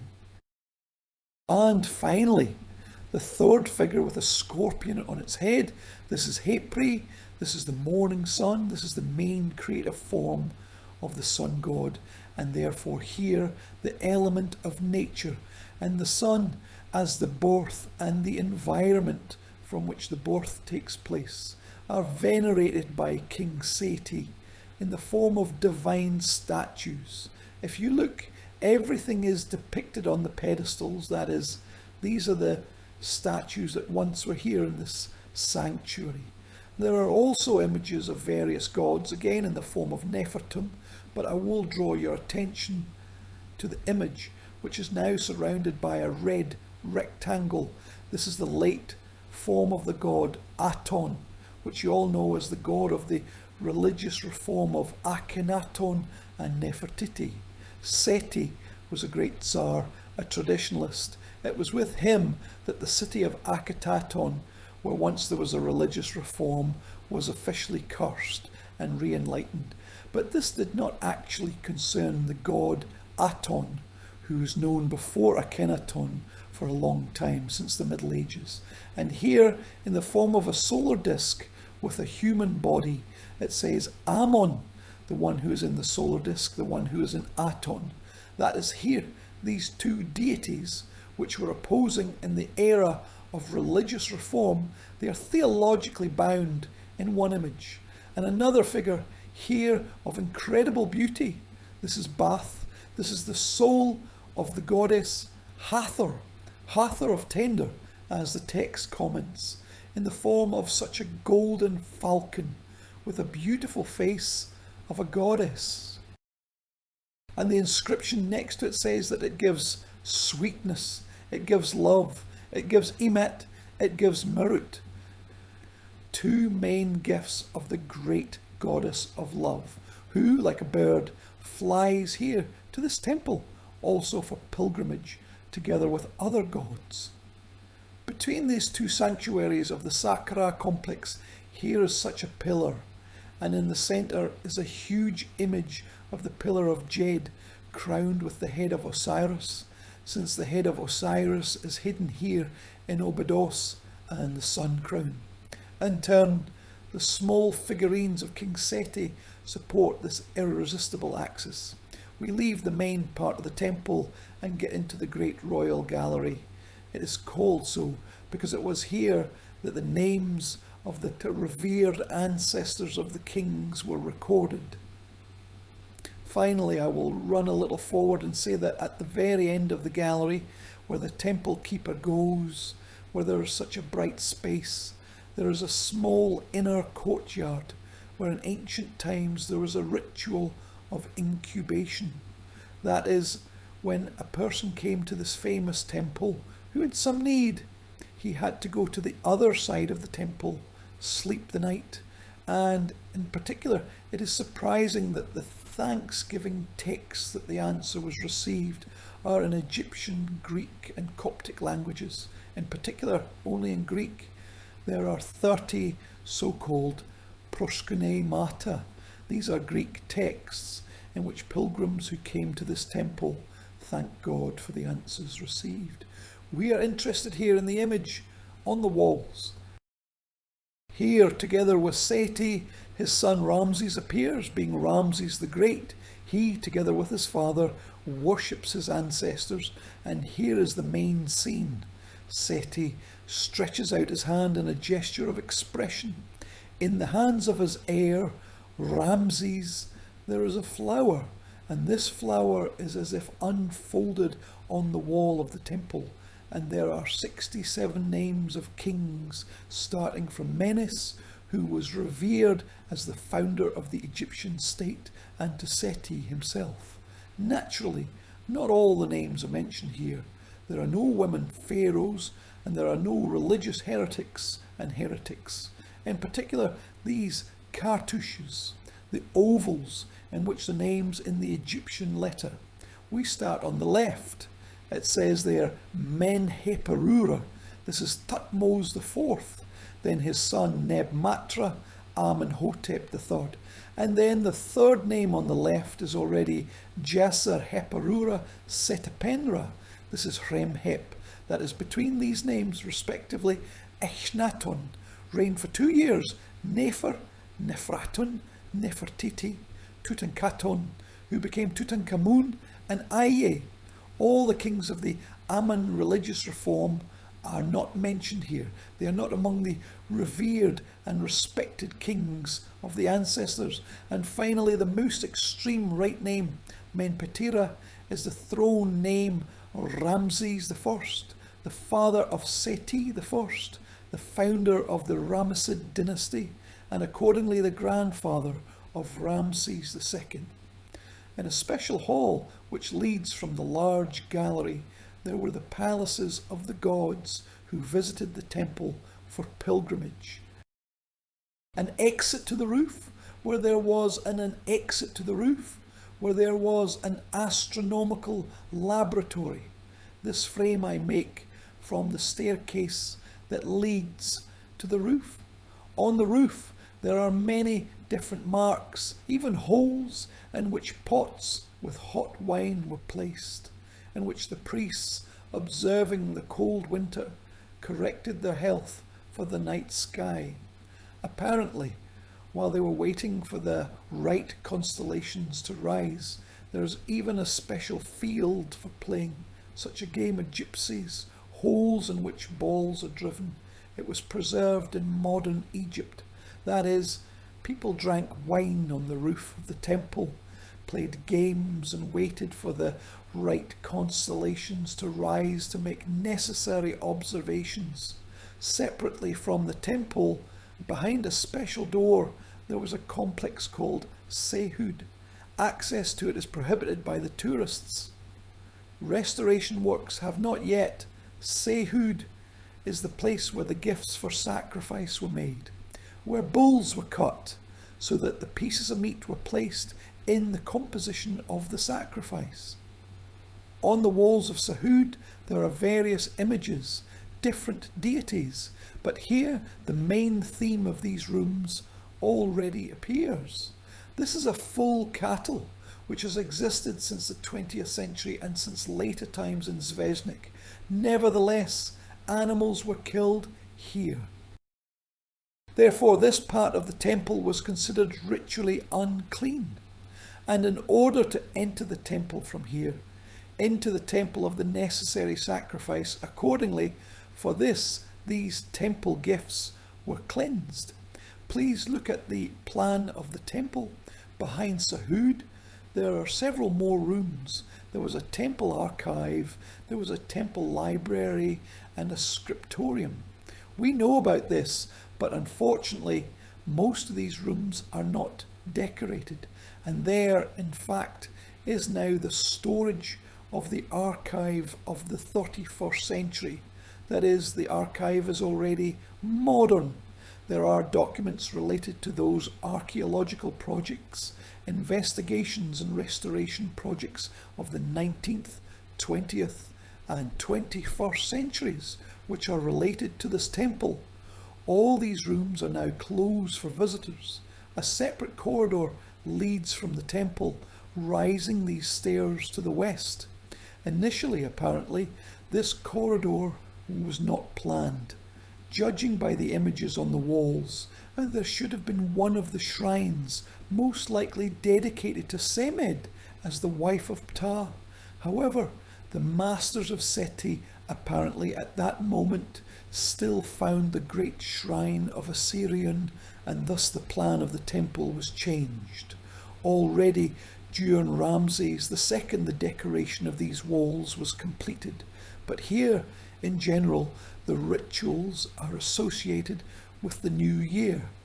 On the one hand, here is the king who carries on the strips the boat of the god Saqqara, which consists of bones and animals.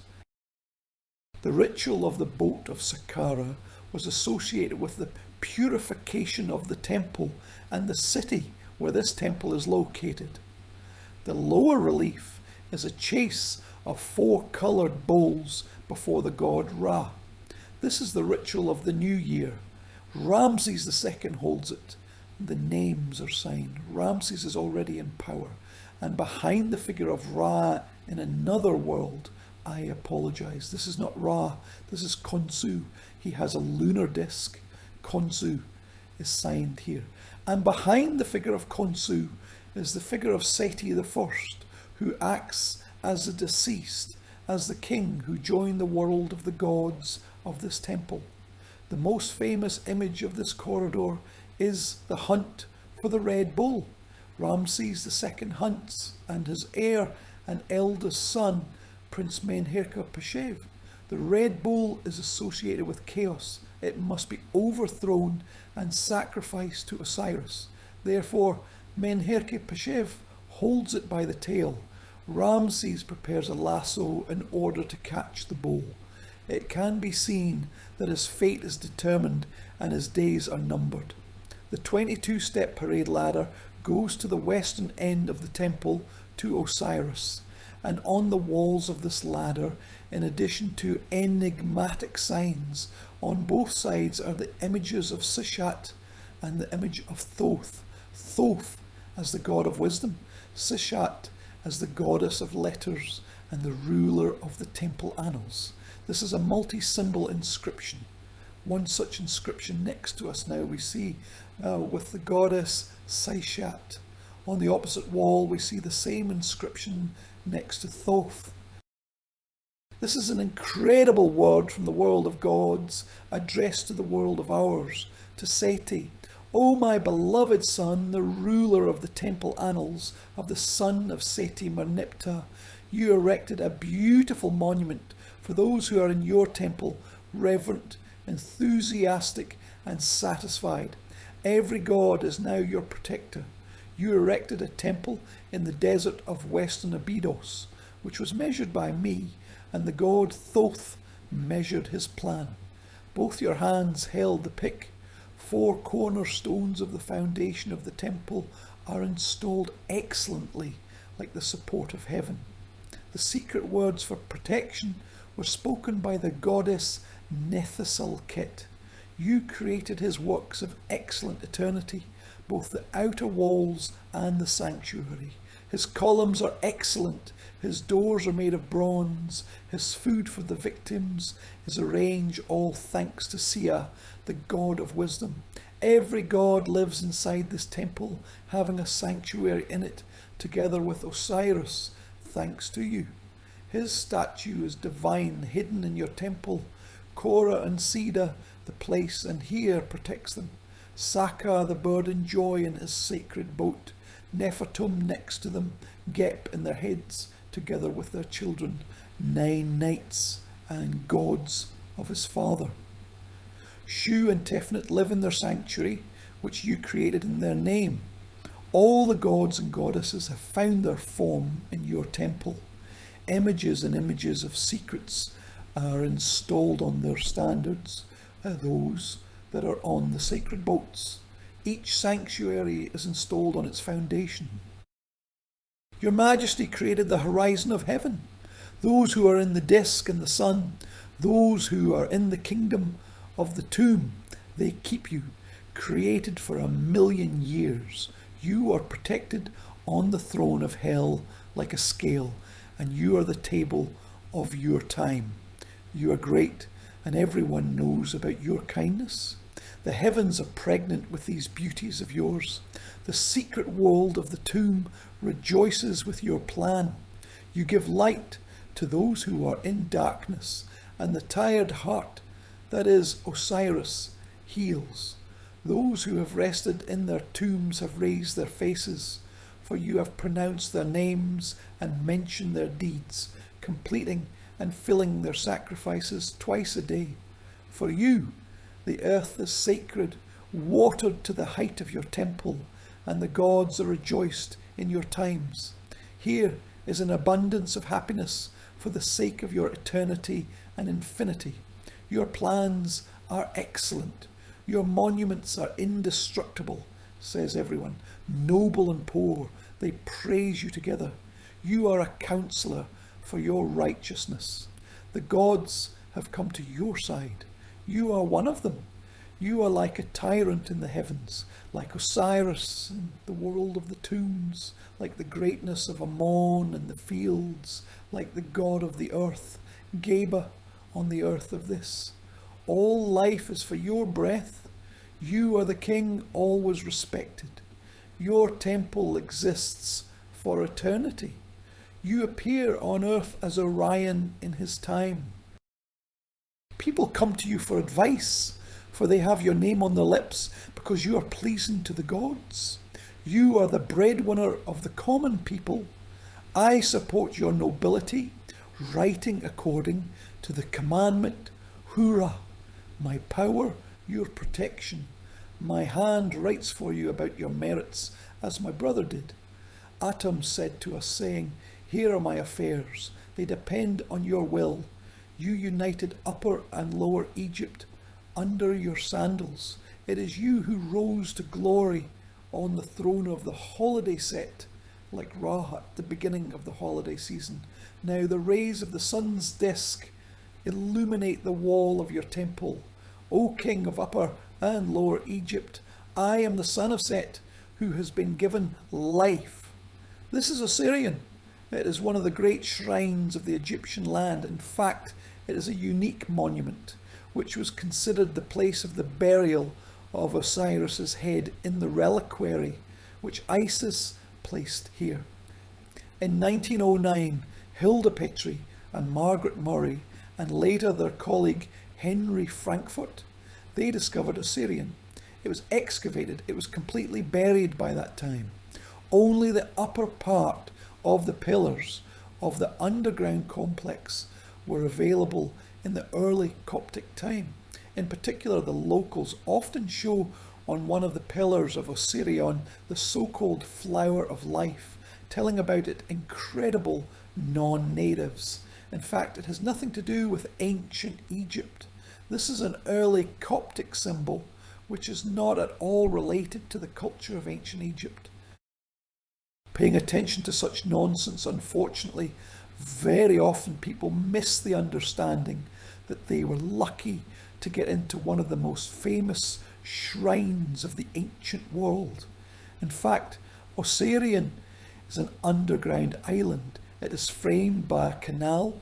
There are pillars on the island, and if now we see Osirian open on top, then in ancient times there was a granite roof, and on top Osirian was covered with a hill on top of which the sacred trees of Osiris.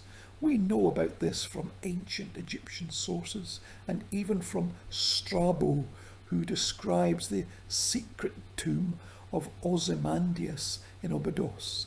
I think you remember at the beginning of the lecture I showed you the images of the tomb of Osiris, where this secret tomb with ivy which grows on top of it covers a secret room inside.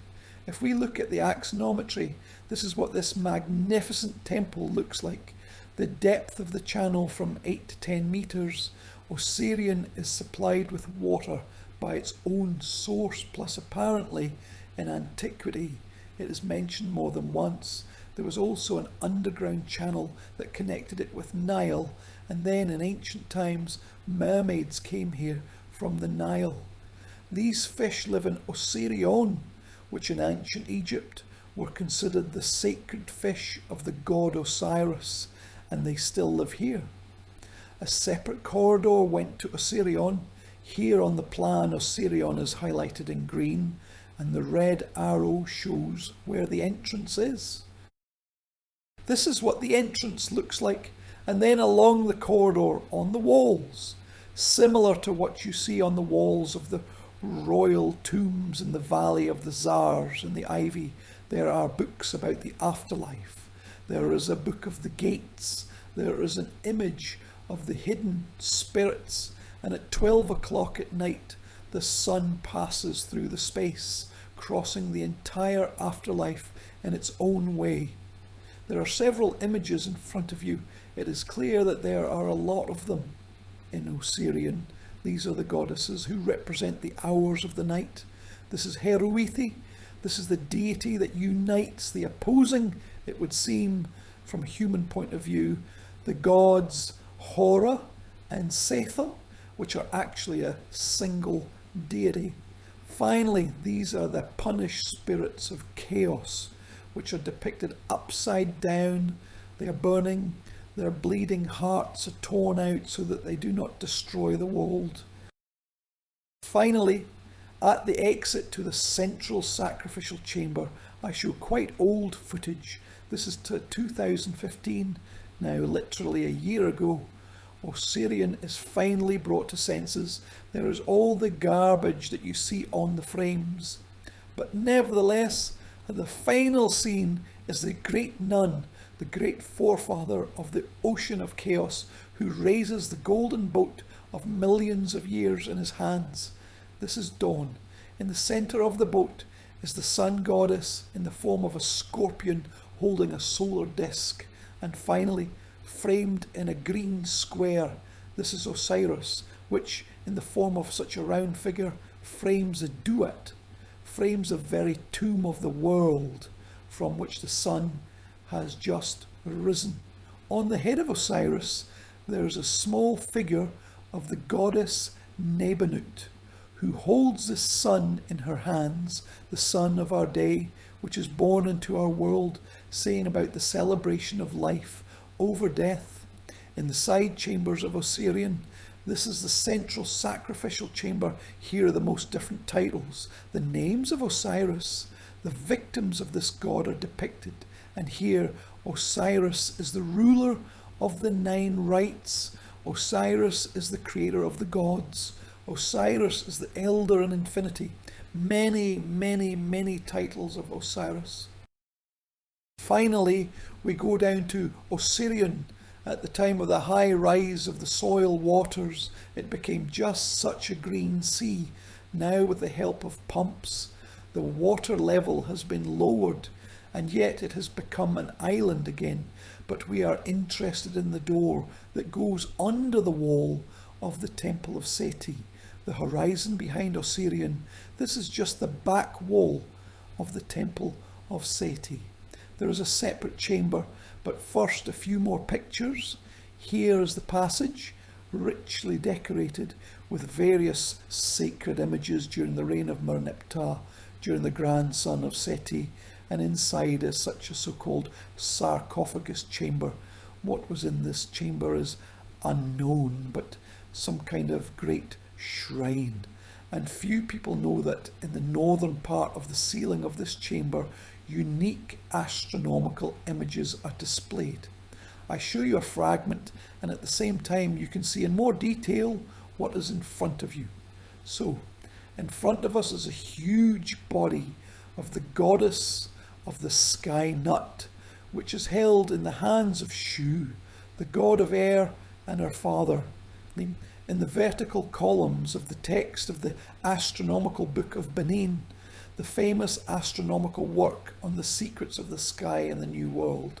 On the one hand, Nut swallows the sun in the form of a one-winged solar disk, and on the other hand, in the form of a scorpion, the sun rolls out of her forehead and rolls down her legs. The swallowing of the sun is the sunset in the west. The birth of the sun is the rise on the horizon. The reliefs are made with incredible art. Here's a fragment with the image of the god Shu, who holds his great heavenly daughter. And in the end, you see the sun rolling down the goddess's legs and around the hieroglyphs which say that all this happens in limitless darkness. There is really limitless darkness. Sergei Kuprianov and I shot these shots with our backlight, but it is surprising that if half of this roof, the secret room of the sarcophagus, is Nut, this is our sky, then the other half is Nunet. This is the sky of the new world. Here's such an incredible beauty. Here Nunet swallows the sun so that it was born in our world. And a large part of these images tell us in what states there in the outside space there are resurrected, not dead, but eternally alive, resurrected and victorious death. What was in Osirion? There is one amazing text from the 4th century BC, which is kept in the Royal Museum of Antiquity in Leiden. It tells how once a new high priest was called here, and was a Phoenician by origin. The text is a letter to his brother in which he tells what happened to him. He came here to Abydos. He liked the temple incredibly. The temple was active at that time. He was shown all the internal structures. He said it was an amazing sanctuary, to which the local priests, who accepted him quite well, answered him that it was not the main shrine. And then he was led along the corridor on the walls of which I am in the tomb. And then suddenly he sees water, and he sees the island, and the priests show him the water and say, swim and get to the island. He goes down the stairs to the canal, swims to the island, and then he says that when he swam to the great island, there on this island, he suddenly saw the great god who stood and looked at him with his eyes. Shocked, he turned to the priests who stood on the other bank. The vision disappeared. And then the priest told him that if he saw the living God, then he would be accepted as a high priest of this temple. Then he was offered to spend the night in one of the chambers that are located around the perimeter of the walls of Osirian. And after that, absolutely shocked, he went into his duties as a high priest of Osiris in Abydos. Apparently, Osirian in Abydos is not the only one. Now, in front of you is the neighbouring temple of Ramses II. Not so well preserved, but nevertheless, the latest research of the American on the Egyptian mission showed that behind it, as well as behind the Temple of Seti, towards the Gorge of Pegasus, there's still not excavated Osirion. I will not guide you around the temple of Ramses II. We will not stand it today. The temple is also very beautiful. Unfortunately, their roof has not been preserved, but many reliefs have still preserved their colour. Unfortunately, in the 19th century, many blocks were simply cut out from here. Magnificent portraits of young Ramses II, images of the faces of the gods, are kept in many museums of the world, in particular in Louvre. One of the colour reliefs that comes from this temple is located in Moscow, in the basements of the Museum of Art, named after Pushkin. In one of the sanctuaries which was dedicated to the ancestors, in this temple there was this massive sculptural group. In the centre is Osiris, with a beaten face. To the right of him is Isis and the deified Minmatra, the deified king of Seti I. To the left of Osiris are the choir and Ramses II himself, who becomes the successor of the great kings and rulers of the past. As I told you, the temple existed until the 4th century of the New Era. In later times, this temple was famous for its oracle of the god Bes, the great heavenly dwarf. As it was read here, it was considered the keeper of the head of Osiris and the great patron of the mystery of the goddess Isis. Many ancient historians wrote about it. Even Ammian Marcellin, a Roman historian, writes about how great the temple was in Abydos. It was closed on a special order by the Emperor of Constantinople. And in the 5th century BC, in the sermons of the so-called Apamus, an early Christian priest, he's proud that he personally killed 30 people here on the threshold of the temple, writing about which priests in which categories he destroyed. The famous Abydos library was burned, and the slowly emerging desert began to cover the temple itself. These are the steps of the construction of the great Temple of Seti, which existed, think, from the 13th century BC to the 4th century AD, a huge number of centuries. Gradually, near the temples, in the area of the great shrines, the very Muslim village, the tomb of Araba al-Matfana. Now, these are the houses near which there are not only such images destroyed by early Christians and Egyptian gods, but also under these houses a huge number of secrets are stored. In 1910, it was a very dry summer. The locals began to deepen the well next to the house of a very high-ranking resident of the village. Suddenly, blocks of stone with amazing reliefs. So was found Mahat, a small sanctuary, which here near the Temple of Seti I, built to honour the memory of his father, who ruled Ramses I. As a result, these reliefs quickly got into the collection of the collector of the American Morgan. Another part of the reliefs, bought by the famous antique dealer Kelly Kahn, who in the 1920s presented it all at the Metropolitan Museum in New York. Here is one of the reliefs of this temple. On the left, Seti I brings a sacred vessel with incense, a pillar of Tor behind which is a figure of Hora. On the right is the image of his father, Ramses I, who also brings a sacrifice with gifts, a reliquary of Tor behind which is Isidda. The reliefs are amazing. You see how sad it all looks. The collection of the Metropolitan Museum in New York, that is from a living monument. But there, in this small sanctuary, which was also according to Seti's order, made in memory of his parents with special elegance, a completely unique portrait, despite the fact that the star for many years lay in salty groundwater. This is the Queen Satra, the wife of Ramses I and the mother of Seti, who follows her husband in the divine procession with 3 golden sisters. Abydos still holds a lot of secrets. In 2015, one of the locals decided to dig antiquities from the basement of his own house. On the street, such a hole was formed. Archaeologists went down there.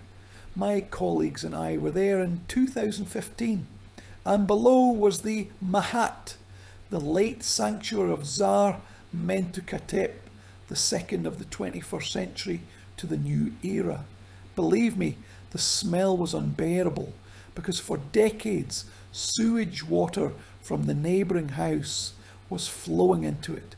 Here is such a village, buried slaves standing on ancient shrines that were originally located on the bank of the canal, which parallel to the Nile connected all these shrines with the Temple of Seti and accordingly with the main Temple of Osiris in Kom Sultan. Finally, concluding my story, now I must say that Abydos is a place of spiritual adventure, a place of pilgrimage, a place of special immersion in the deep essence of the ancient world. And speaking of this, I can't help but mention a completely amazing story that happened in an Abydos in the 20th century. Her name was Dorothy Eady. She was an Englishwoman who was fond of ancient Egypt, and in particular was one of the last students of the famous Olds Badge, the keeper of the Egyptian collection of the British Museum. She believed that in her past life she was a priestess of the ancient Egyptian temple, believed that in this temple she behaved indecently and did everything possible to return to Abydos. At the beginning of the 20th century, it was not easy to do this. As a result, she married an Egyptian and changed her name after she gave birth to her son, whom she named Seti in honour of her beloved king. She became Seti, Seti's mother. This figure was very revered by the locals and by the Egyptologists. She lived until 1981. It was by her will and her hard work that the road from the city of Balian to the tomb of the Arab was built. Above the Temple of Seti I, there was a roof. She lived alone. She had her favourite guest, Snufru. Snakes lived next to her. She lived in a small hut that stored a huge number of books on her beloved ancient Egypt. For the Abydos of the 20th century, Seti was one of the great legends, or if you like, another unsolved mystery of the Temple of the Heart of Peace in Abydos. I highly advise you to go to the city of Abydos after you have listened to this lecture and after the self-isolation regime, which is already disgusting to talk about. He does not tolerate tourist buses. He does not tolerate a guide who will tell you that you have only an hour and a half to the temple. Find out, do everything possible, spend a few days in this place. Then you will see a real Egyptian village. You will see amazing and maybe meet amazing people who have lived on this earth for many generations. And regardless of whether they are Muslims or Christians, they still keep great shrines of antiquity. Abydos is an amazing place. It is a place of pilgrimage. And despite the fact that the centuries have passed, despite the fact that cultural codes, religions and languages have changed, this place still attracts. You want to return there. You want to think and reflect not only about the past,